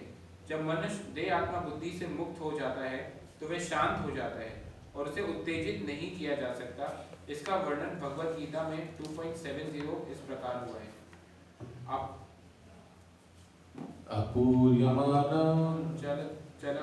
अचला प्रतिष्ठम समुद्रमापं ब्रह्मशान्ति तदत्व कामाय प्रविशन्ति सर्वे सा शान्तिमाप्तो न कामकामी। जो मनुष्य इच्छाओं के अनवरत प्रवाह से विचलित नहीं होता, जिस प्रकार नदियों के जल से निरंतर प्रवेश करते रहने और सदा भरते रहने पर भी समुद्र शांत रहता है, उसी तरह केवल वही शांति प्राप्त कर सकता है। वह नहीं जो ऐसी इच्छाओं की तृष्टि के लिए निरंतर उद्योग करता रहता है। ठीक जय। फिर से तो वो लास्ट वाला पैराग्राफ पढ़िए, सुनाइए। जो मनुष्य इच्छाओं के अनवरत प्रवाह से विचलित नहीं होता, जिस प्रकार नदियों के जल के निरंतर प्रवेश करते रहने और सदा भरते रहने पर भी समुद्र शांत रहता है, उसी तरह केवल वही शांति प्राप्त कर सकता है। वह नहीं जो ऐसी इच्छाओं की तृष्टि के लिए निरंतर उद्योग करता रहता है। हाँ, सोचिए आप ऑफिस में हैं, इधर उधर क्या सब चल रहा है ऑफिस में, लेकिन आप शांति से बैठ के अपना काम कर रहे हैं। आपको मालूम है ये तो करना ही पड़ेगा क्योंकि टका का दरकार है, लेकिन आसपास क्या चल रहा है, पॉलिटिक्स चल रहा है, यहाँ ये चल रहा है, वो चल रहा है, वही बन रहा है, कुछ लेना देना नहीं है। बस अपना काम किए जाओ, तनख्वाह लो, अपना वैष्णव परिवार पालो, इससे हमको मतलब है ना। अगला श्लोक 54 नंबर। ब्रह्मभूत प्रसन्नात्मा न सोचति न कांक्षति समः सर्वेषु भूतेषु मद्भक्तिं लभते परम। इस प्रकार जो दिव्य पद पर स्थित है वह तुरंत परम ब्रह्म का अनुभव करता है और पूर्णतः प्रसन्न हो जाता है। वह ना तो कभी शोक करता है, ना किसी वस्तु की कामना करता है। वह प्रत्येक जीव पर समभाव रखता है। उस अवस्था में वह मेरी शुद्ध भक्ति को प्राप्त करता है। तो नेक्स्ट पढ़िए माता जी।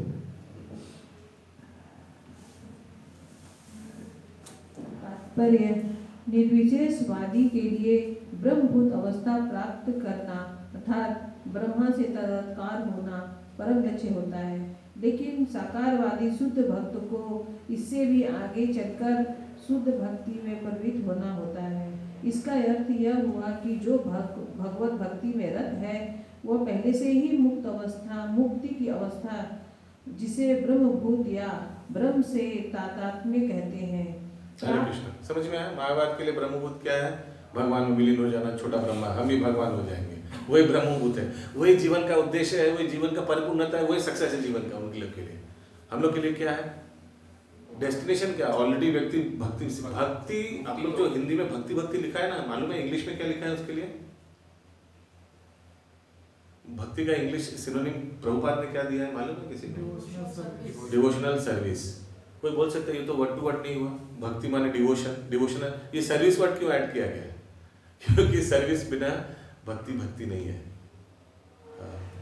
तो इसीलिए भक्त के लिए ब्रह्मभूत स्टेज क्या है?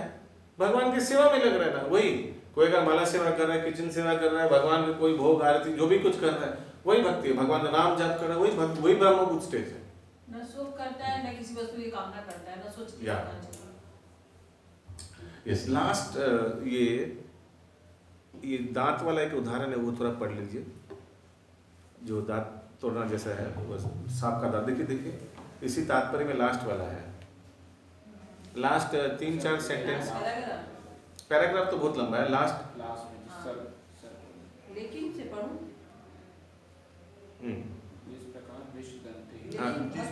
जिस प्रकार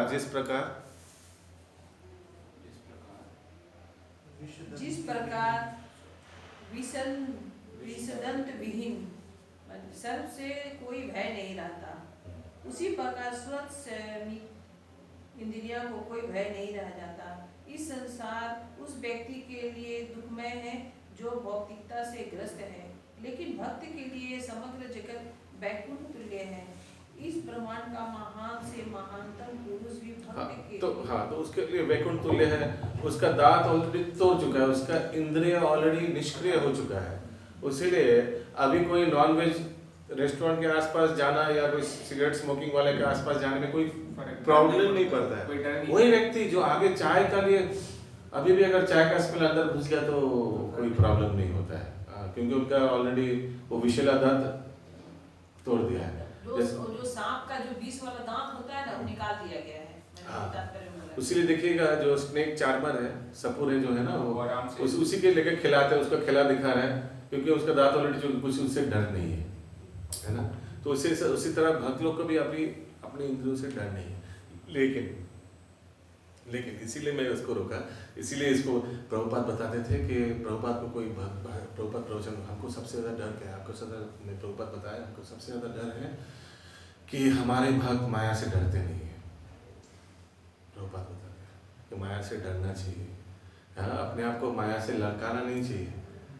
कि प्रभुपाद को कौन बोला हम अभी वो नाइट क्लब में जाएंगे, वहाँ जाकर प्रचार करेंगे। प्रभुपाद बोला एकदम मना किया, नहीं एकदम नहीं, लास्ट में तुमको मिलेगा नहीं, तुमको भी परिवर्तन हो जाएगा, देखेगा। हाँ, उतना भी साहस नहीं, हीरोगिरी नहीं करना चाहिए। तो ये माया से डरना चाहिए। अगला श्लोक 55 नंबर। भक्त्या माम अभिजानाति यावनश्चास्मि तत्वतः ततो मां तत्त्वतो ज्ञात्वा विशते तदनन्तरम्। वेरी इंपॉर्टेंट श्लोक। अनुवाद केवल भक्ति से माइक उसको बार बंद क्यों कर रहे हैं ना? वो प्रभु जी कुछ वो हो रहे हैं। हरे कृष्ण। केवल भक्ति से मुझ भगवान को यथारूप में जाना जा सकता है। जब मनुष्य ऐसी भक्ति से मेरे पूर्ण भावनामृत में होता है तो वह वैकुंठ जगत में प्रवेश कर सकता है। हरि बोल। पहला पैराग्राफ। भगवान श्री कृष्ण तथा उनके स्वांशों को न तो मनोधर्म द्वारा जाना जा सकता है, न ही अभक्त वर्ग उन्हें समझ पाते हैं। यदि कोई व्यक्ति भगवान को समझना चाहता है तो उसे शुद्ध भक्त के पथ दर्शन में शुद्ध भक्ति ग्रहण करनी होती है, अन्यथा भगवान संबंधी सत्य तत्व उससे ज्यादा छिपा नहीं रहेगा। जैसे कि भगवत गीता में 7.25 में कहा जा चुका है, नाहं प्रकाश सर्वस्य, मैं सबों में समझ प्रकाशित नहीं होता। केवल पांडित्य या मनोधर्म द्वारा ईश्वर को नहीं जाना जा सकता। कृष्ण को केवल वही समझ पाता है जो कृष्ण भावना अमृत तथा भक्ति में तत्पर रहता है। इससे विश्वविद्यालय की उपाधियां सहायक नहीं होती है। हरे कृष्ण। बस that's it. किसी का कोई प्रश्न है पहला पैराग्राफ से? तो एकमात्र भक्ति योगी पंथा है भगवान को जाने के लिए। ये कोई स्कूल कॉलेज में तो पढ़ाया नहीं जाता, हालांकि आगे पढ़ाया जाता था। बहुत स्कूल में हमने सुना है, बचपन में वो भगवत गीता क्लास था एक, ऐसे होता है बहुत हिंदी मीडियम में ऐसे। अभी हाँ, अभी तो विदेश में अभी तो उल्टा है। अभी इंडिया में भी तो कोशिश कर रहे हैं कि वापस से भगवत गीता और स्कूल्स में आए। बहुत अच्छा होगा ऐसे। वो कोशिश मतलब वही कि एक पॉलिटिक्स, मतलब उसमें भी अभी वो शुरू हो जाएगा। एक ये देखिए सत्यवान माता जी लास्ट में इस तात्पर्य में ये वेदांत सूत्र 4.1.12 वाला दिया हुआ है, वो थोड़ा पढ़िए। वेदांत सूत्र से हाँ वो पढ़िए, उसका मीनिंग पढ़िए, इसका अप्रयास, वो छोड़ दीजिए, उसके बाद क्या लिखा है। इसका अर्थ है कि मुक्ति के बाद भक्ति योग चलता रहता है। श्रीमद् भागवत में वास्तविक भक्तिमयी मुक्ति जो परिभाषा दी गई है उसके अनुसार यह जीव का अपने स्वरूप या अपनी निजी स्वाभाविक स्थिति में पुनः प्रतिष्ठित हो जाना है। स्वाभाविक स्थिति में व्याख्या पहले ही की जा चुकी है। प्रत्येक जीव परमेश्वर का अंश है, अतः उसकी स्वाभाविक स्थिति सेवा करने की है। मुक्ति के बाद यह सेवा कभी रुकती नहीं है। वास्तविक मुक्ति तो देह आत्म बुद्धि की भ्रांत धारणा से युक्त। तो ये जो अवैष्णव वाला माया वाला मुक्ति होता है वो ब्रह्म में लीन हो जाकर सेवा खत्म। लेकिन भक्त वाला मुक्ति क्या है? ऐसा नहीं कि मुक्ति के बाद हम लोग छोटा भगवान बन जाएंगे, सब लोग हम लोग को सेवा करेगा, ऐसा नहीं है। हम सेवा करते हैं, सेवक है, सेवक रहेंगे, वहां जाकर भी सेवा ही करना है भगवान के धाम जाकर। वहाँ ऐसा नहीं बोल सकते हैं, सोचिए अभी वैकुंठ के दरवाजे तक पहुंच के भक्ति करके फिर जय विजय दरवाजा खुला, कौन है आप? मैं, तुमका नाम क्या है? ऋषभ प्रभु। कहाँ से आए? जल जगत से आए। क्यों आए? भगवान का सेवा करने के लिए। लेकिन वो तो बहुत बाद में मिलेगा, पहले भक्तों का सेवा। नहीं, हम तो भगवान का सेवा करने के लिए आए। नहीं, भक्तों का सेवा करने का पड़ेगा पहले। नहीं, भक्त लोग से हमारा ज़्यादा जमता नहीं है, हम पहले भगवान का करेंगे, नहीं फिर जाओ वापस, वो नहीं चलेगा। ऐसा नहीं बोल सकते कि हम लोग बहुत सेवा किया है, ये हम लोग का सर्वे लीडर बहुत खड़ाया, बहुत ये कराया, वो कराया, बहुत बुक डिस्ट्रीब्यूशन कराया। अभी प्लीज 10 साल पहले हम रेस्ट करने वाले हैं। आप समझ रहे हैं, इधर तक पहुंच गए तो कितना पापड़ बेले होंगे। वैसे बोलने से चलेगा क्या? नहीं, बोला ये अभी यहाँ से बोले यहाँ भी सेवा ही करना है क्या? वैसे बोला तो हाँ, ये तो सेवा भी करना है, सेवा ही तो करना है, उसीलिए तो आए हैं। भगवान को तो पहले बहुत लेकिन जब वो ग्रेजुअली जैसे आपने बोला प्रभु कि पहले विश जैसा लगता है, बाद में ठीक लगता है। प्रभु जैसे नए नए आए लोग इस्कॉन ज्वाइन किए, ऐसे किए, फिर वो डिस्ट्रीब्यूशन इतना भारी उठाओ, कपड़ा लगता है, वो प्रभु 17 वाला भगा देता है। वो कितना ईगो जो हर्ट होता है। और कोई दोस्त देख लिया तो फिर एक बार दोस्त देख ले, क्या हुआ तेरा?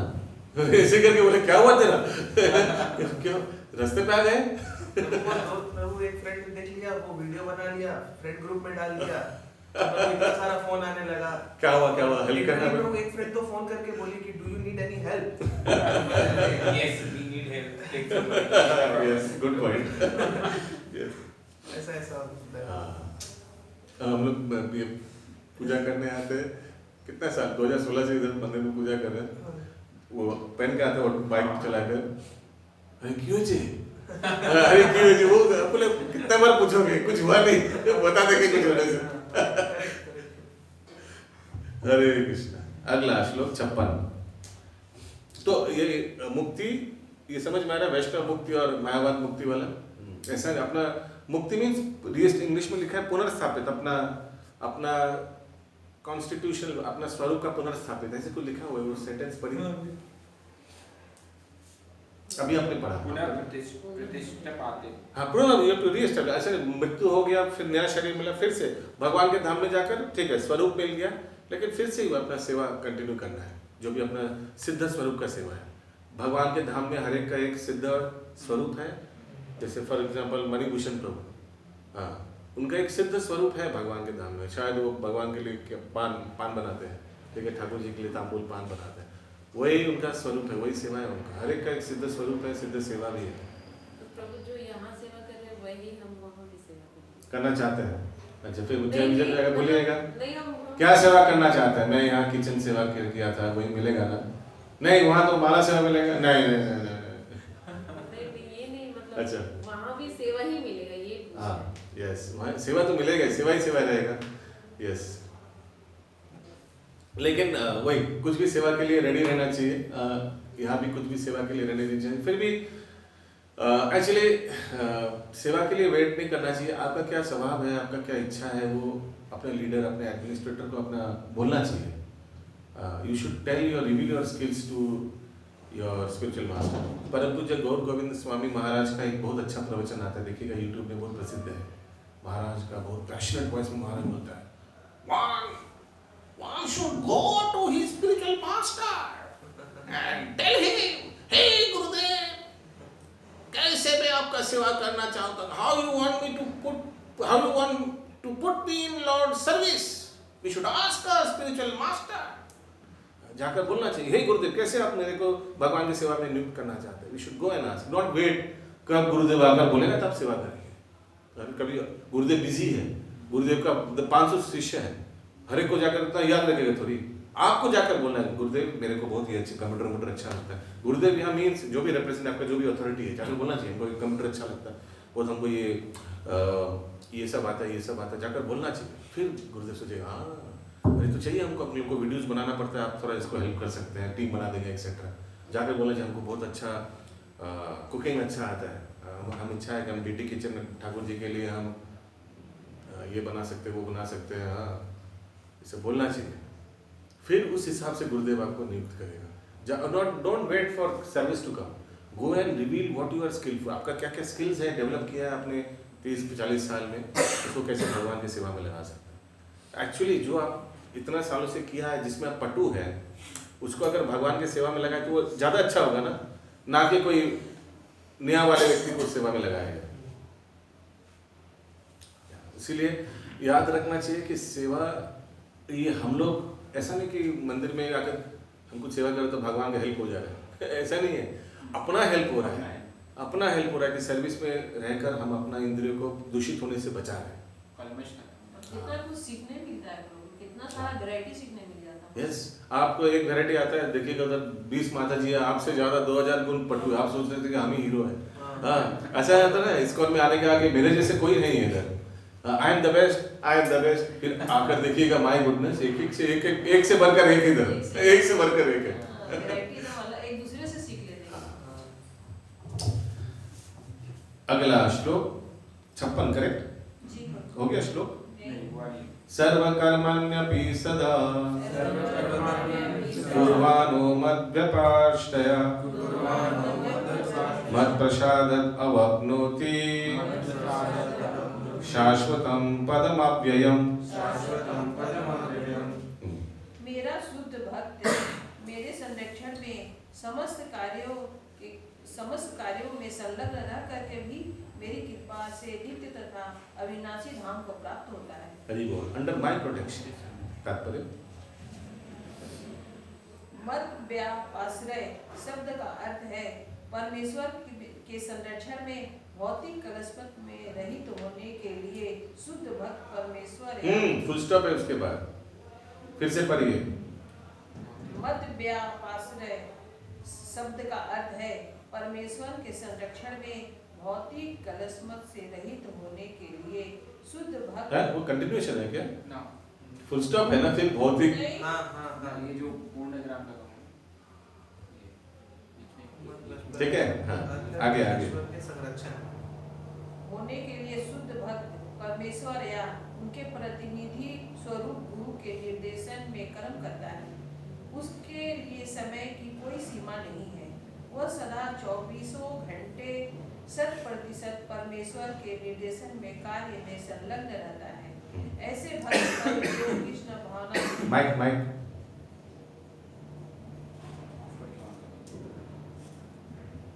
ऐसे भक्त जो कृष्ण भावनामृत में रत रहता है, भगवान अत्यधिक दयालु होते हैं।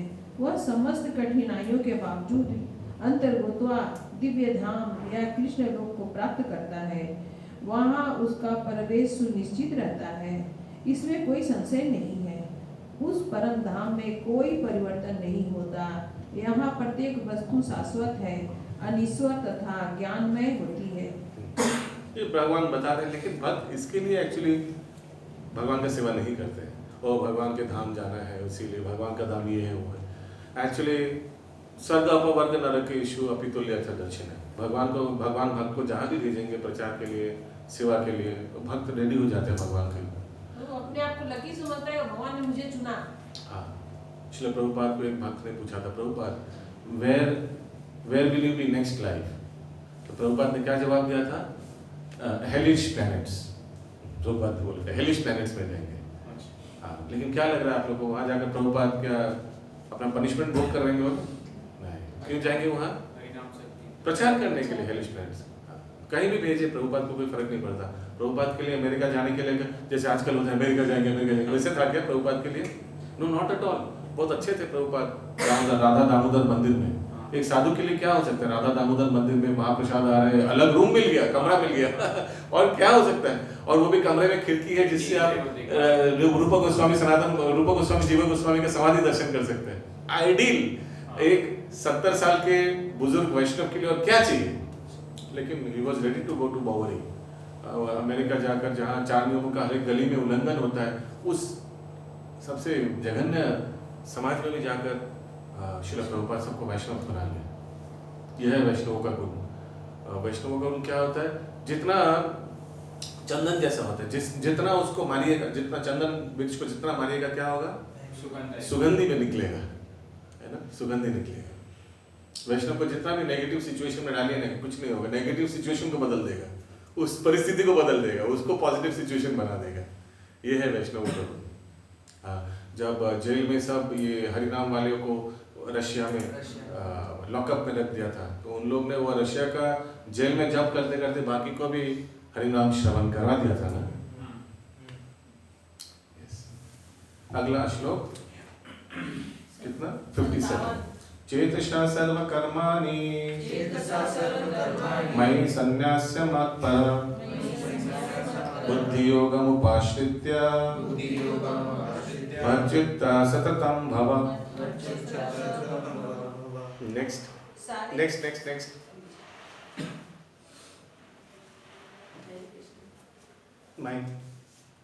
हरे कृष्ण। सारे कार्यों के लिए मुझ पर निर्भर रहो और मेरे संरक्षण में सदा कर्म करो। ऐसी भक्ति में मेरे प्रति पूर्णतः सचेत रहो। फिर से सारे कार्यों के लिए मुझ पर निर्भर रहो और मेरे संरक्षण में सदा कर्म करो। ऐसे भक्ति में मेरे प्रति पूर्णतः सचेत रहो। तात्पर्य? जब मनुष्य कृष्ण भावनामृत में कर्म करता है तो वह संसार के स्वामी के रूप में कर्म नहीं करता। उसे चाहिए कि वह सेवक की भांति परमेश्वर के निर्देशानुसार कर्म करे। सेवक को स्वतंत्रता नहीं रहती, वह केवल अपने स्वामी के आदेश पर कार्य करता है। उस पर लाभ हानि का कोई प्रभाव नहीं पड़ता। वह भगवान के आदेशानुसार अपने कर्तव्य का सच्चे दिल से पालन करता है। अब कोई यह तर्क दे सकता है कि अर्जुन कृष्ण के व्यक्तिगत निर्देशानुसार कार्य कर रहा था, लेकिन जब कृष्ण उपस्थित न हो तो कोई किस तरह कार्य करे? यदि कोई इस पुस्तक में दिए गए कृष्ण के निर्देश के अनुसार तथा कृष्ण के प्रतिनिधि के मार्गदर्शन में कार्य करता है तो उसका फल वैसा ही होगा। इस श्लोक में मतपरा शब्द अत्यंत महत्वपूर्ण है। एक सेकंड, हम लोग प्रभु 57 श्लोक में है। अच्छा, आप निकल लेंगे? ठीक, थैंक यू। यस, कंटिन्यू माता जी। यह सूचित करता है कि मनुष्य जीवन में कृष्ण को प्रसन्न करने के लिए कृष्ण भावना भावित होकर कार्य करने के अतिरिक्त अन्य कोई लक्ष्य नहीं होता। जब वह इस प्रकार कार्य कर रहा हो तो उसे केवल कृष्ण का ही चिंतन इस प्रकार से करना चाहिए। कृष्ण ने मुझे इस विशेष कार्य को पूरा करने के लिए नियुक्त किया है और इस तरह कार्य करते हुए उसे स्वाभाविक रूप से कृष्ण का चिंतन हो आता है। यही पूर्ण कृष्ण भावनामृत है। किंतु यह ध्यान रहे कि मन मना कर्म करके उसका फल परमेश्वर को अर्पित न किया जाए। इस प्रकार का कार्य कृष्ण भावनामृत की भक्ति में नहीं आता। मनुष्य को चाहिए कि कृष्ण के आदेशानुसार कर्म करे।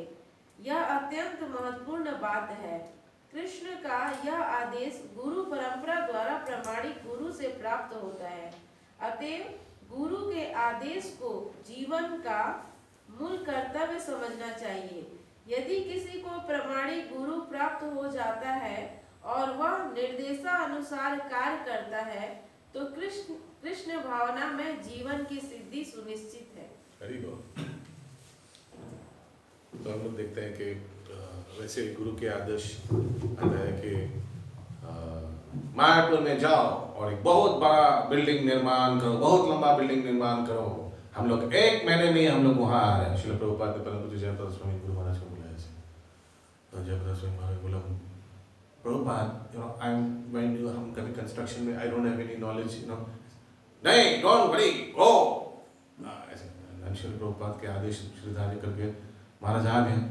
ये समझ करके भगवान का निर्देश है, गुरु के माध्यम से। भगवान तो आकर डायरेक्ट बोलेंगे नहीं, टिंग भगवान आ गया ऐसे तो नहीं होगा।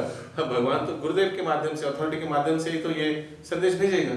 और सचमुच 1 महीना में इतना लंबा बिल्डिंग बने। बिल्डिंग का नाम क्या है?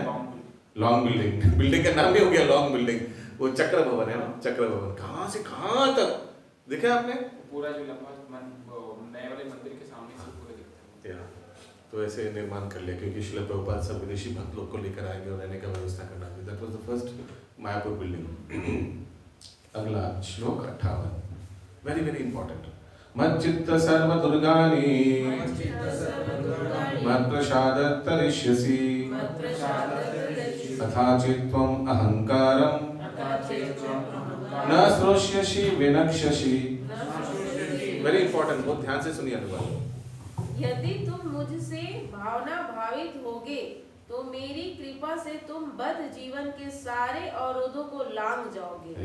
लेकिन यदि तुम मिथ्या अहंकार बस ऐसी चेतना में कर्म नहीं करोगे और मेरी बात नहीं सुनोगे तो तुम विनष्ट हो जाओगे। देखिए, डायरेक्ट एकदम अर्जुन को बोल दिया, जो भी ऑब्स्टेकल आएगा सब चला आएगा, बात नहीं सुनोगे तो विनष्ट हो जाओगे। समझ रहे आप? अभी और टाइम नहीं, इतना कुछ डायलॉग बोलने के बाद अभी डायरेक्ट, अभी खुल्लम खुल्ला। यस, तात्पर्य पूर्ण कृष्ण भावना भावित व्यक्ति अपने अस्तित्व के लिए कर्तव्य करने के विषय में आवश्यकता से अधिक उद्विग्न नहीं रहता। जो मूर्ख है वह समस्त चिंताओं से मुक्त कैसे रहे, इस बात को नहीं समझ सकता। जो व्यक्ति कृष्ण भावनामृत में कर्म करता है, भगवान कृष्ण उसके घनिष्ठ मित्र बन जाते हैं। वे सदैव अपने मित्र की सुविधा का ध्यान रखते हैं और जो मित्र 24 घंटे उन्हें प्रसन्न करने के लिए निष्ठा पूर्वक कार्य में लगा रहता है, वे उसको आत्मदान कर देते हैं। अतएव किसी को देहात्म बुद्धि, जैसे हम लोग देखते हैं पूरा आत्मदान कर लेते हैं। भगवान का जो कार्य में लगा रहता है। कौन था वो जो बेटी का शादी था, किनका? नरसिंह मेहता। हाँ, बेटी का शादी था, लेकिन एकदम कीर्तन भजन कीर्तन में हमेशा लिप्त रहते थे। तो कहाँ बेटी का शादी के लिए घर से जाओ, जाके धन लाओ, कहाँ से बेटी का विदाई होगा, कैसे? हाँ ठीक है घर से निकल गया धन संग्रह करने के लिए, फिर भूल ही गया, कहीं भागवत सप्ताह चल रहा था वो वहाँ बैठ गया गांव के बाहर। भागवत सप्ताह तो फिर 7 दिन चला गया वही भागवत सप्ताह करने, अचानक भागवत सप्ताह खत्म हुआ, उनको याद आया अरे बेटी का शादी तो हो गया, अभी वापस जाएगा तो पिटाई मिलने वाला है। तो फिर भी ठीक है जहाँ साहस करके वापस जाते हैं। वापस जाते तो गाँव में घुसते हैं तो अरे गोसाई बहुत बढ़िया आपने अपना बेटी की शादी दिया, क्या खिलाया, उफ। सोच रहे कि सब तो हमको प्रयास कर रहे हैं, सामने वाले भी बोल रहे अरे गोसाई क्या शादी, ऐसा शादी याद रहेगा, लोग सारा गांव वाले याद करेगा आपका। तो सोचा अरे क्या हो रहा है, ये कुछ गड़बड़ हो गया क्या सब ऐसे बोल रहे हैं। फिर अंदर जाकर देखा क्या सब उनको परिवार वाले बहुत प्रशंसा कर रहे, बहुत खर्चा किया, बहुत आपने परिश्रम किया। फिर बाद में पता चला उन्होंने वहाँ था और बहुत अच्छा से शादी निभाया। तो फिर भगवान को वो नरसिंह मेहता को समझ में आ गया, भगवान खुद ये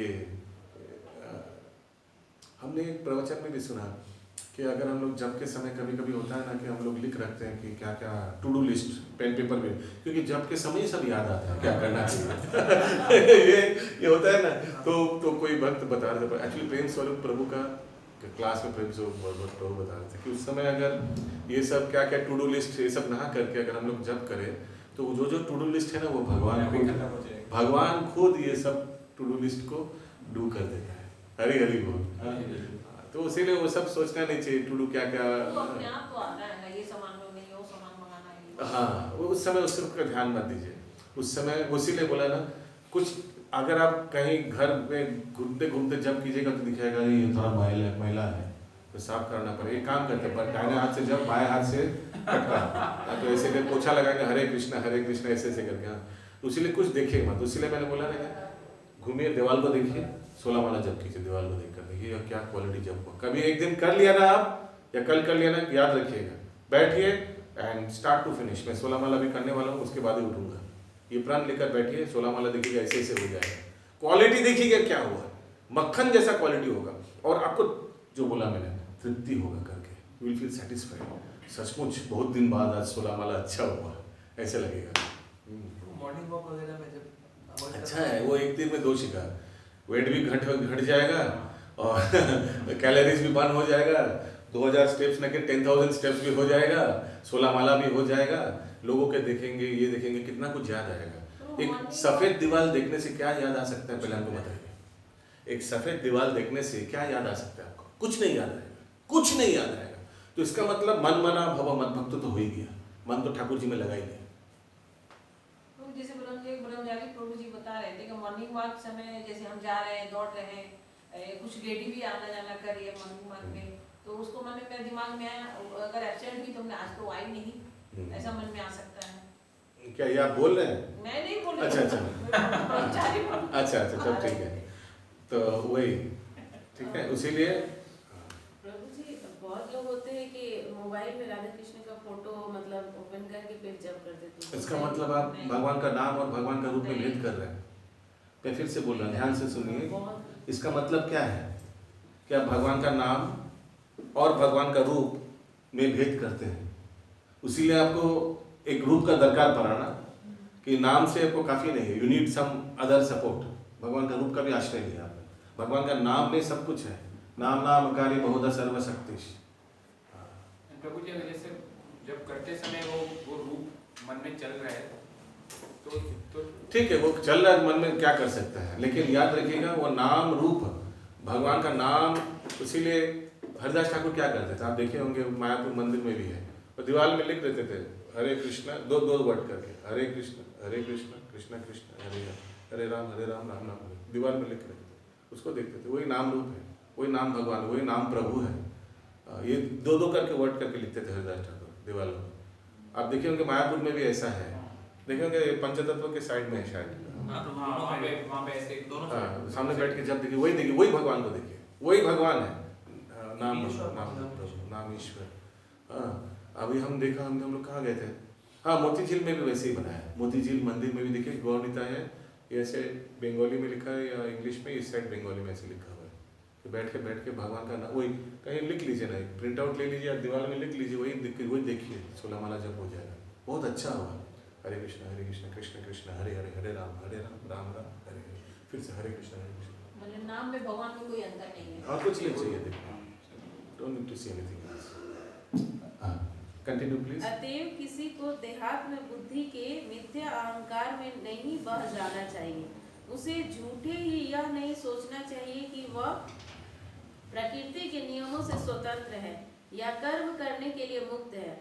वह पहले से कठोर भौतिक नियमों के अधीन है, लेकिन जैसे ही वह कृष्ण भावना भावित होकर कर्म करता है तो वह भौतिक दुश्चिंताओं से मुक्त हो जाता है। मनुष्य को यह भली भांति जान लेना चाहिए कि जो कृष्ण भावना मृत में सक्रिय नहीं है वह जन्म मृत्यु रूपी सागर की भंवर में पड़कर अपना विनाश कर रहा है। कोई भी बद्ध जीव यह सही नहीं जानता कि क्या करना है और क्या नहीं करना है। प्रभुपाद जब न्यूयॉर्क में मॉर्निंग वॉक में जाते थे तो प्रभुपाद आँख से आंसू निकल रहे तो भक्त लोग पूछते, प्रभुपाद भाई यार ये क्राइम? बोले देखो ये सब भौतिकवादी, इतना बड़ा देश में ये सब व्यक्ति कितना सूट बूट पहन के सब कितना भौतिक कार्य करने के लिए इतना प्रोत्साहन से जा रहे हैं, लेकिन इन लोग का गति क्या होगा? इन लोग का गति के बारे में सोच करके मेरा आंसू आ रहा है। ऐसे प्रभुपाद बोलते थे कि हवे न दे, कैसे इन लोग उद्धार होगा। यस। लेकिन जो व्यक्ति कृष्ण भावना भावित होकर कर्म अंतर से करता है वह कर्म करने के लिए मुक्त है, क्योंकि प्रत्येक किया हुआ कर्म कृष्ण द्वारा प्रेरित तथा गुरु द्वारा पुष्ट होता है। हाँ, तो वो कभी कर्म बंधन में फंसेगा नहीं। जैसे मैं उस दिन बताया था ना, हर एक कार्य करिए एक तो गांठ, और एक करिए और एक गांठ, और एक करिए और एक गांठ, और एक करिए, क्योंकि कर्म या तो वो पुण्य कर्म होगा या पाप कर्म होगा या कोई ऑक्यूपेशनल ड्यूटी होगा, नैमित्तिक कार्य होगा, हर एक चीज में गांठ होगा और एक गांठ और भक्ति करिएगा तो क्या होगा? एक गांठ खोला, एक और एक मंत्र किया और एक गांठ खोला और एक हरिनाम और एक गांठ खोला, ऐसे ऐसे करके आस्ते आस्ते मुक्त करेगा। जो कर्म अंतर से करता है इसका क्या मतलब है? हाँ, फिर से एक बार पढ़िए सेंटेंस। मतलब लेकिन जो व्यक्ति कृष्ण भावना भावित होकर कर्म अंतर से करता है, अंतर से करता है, हृदय से करता है, एकदम मन से करता है, दिल से करता है। हाँ ठीक है, आगे। वह कर्म करने के लिए मुक्त है, क्योंकि प्रत्येक किया हुआ कर्म कृष्ण द्वारा प्रेरित तथा गुरु द्वारा पुष्ट होता है। तो उसका कोई बंधन नहीं होता है, उस कर्म का कोई बंधन नहीं होता है। आगे हो गया ना? यही रखते हैं। श्रीमद् भागवतम की भगवद गीता की जय, समवेत गौर भक्त वृंद की जय, श्रील प्रभुपाद की जय। हम लोग अभी 2 मिनट थोड़ा मेमोरी श्लोक पाठ कर लेंगे। तो कृपया 25 दिसंबर का वो वर्ड फाइल खोलिए तुरंत। हम लोग अगला 20 सेकंड में स्टार्ट करने वाले हैं।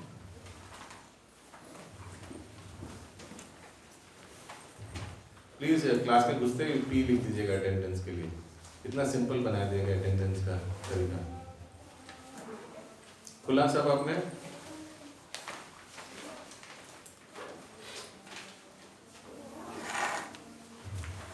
सब एक साथ रिसाइट करिए। सब मोबाइल निकाले, हाँ वेरी गुड, प्रिंट आउट निकालिए, वेरी नाइस। ओके, सब बोलिए भगवद गीता 13.22। पुरुषं प्रकृतिस्थो हि भूयते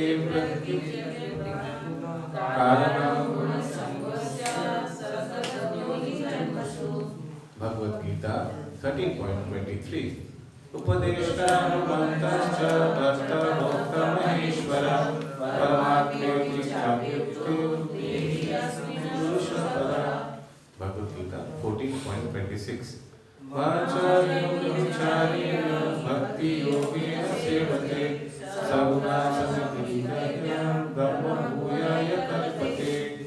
भगवद गीता 15.7। ममैवांश जीवभूता सनातना मनःषष्ठानि इन्द्रियाणि प्रकृतिस्थं कर्षति। भगवद गीता 15.15। सर्वस्य चाहं निविष्टो मत्यास्त्रियानमपोहनं च वेदेषु सर्वेऽहमेव वेदो वेदान्तकृतेर्वेदेव चाहम्। भगवद गीता 18.54। ब्रह्मभूत प्रसन्नात्मा न शोचति न काङ्क्षति समसर्वेषु भूतेषु मत्त्वं लभते पराम्। भगवद गीता 18.55। तत्यामामपि जानाति यवाचस्ति न स्वतः ततो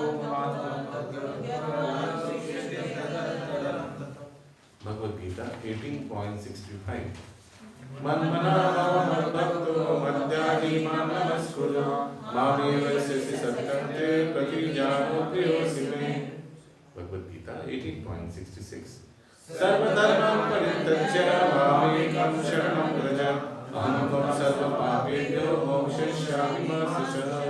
हरे कृष्णा कृष्णा कृष्णा हरे हरे, हरे राम राम राम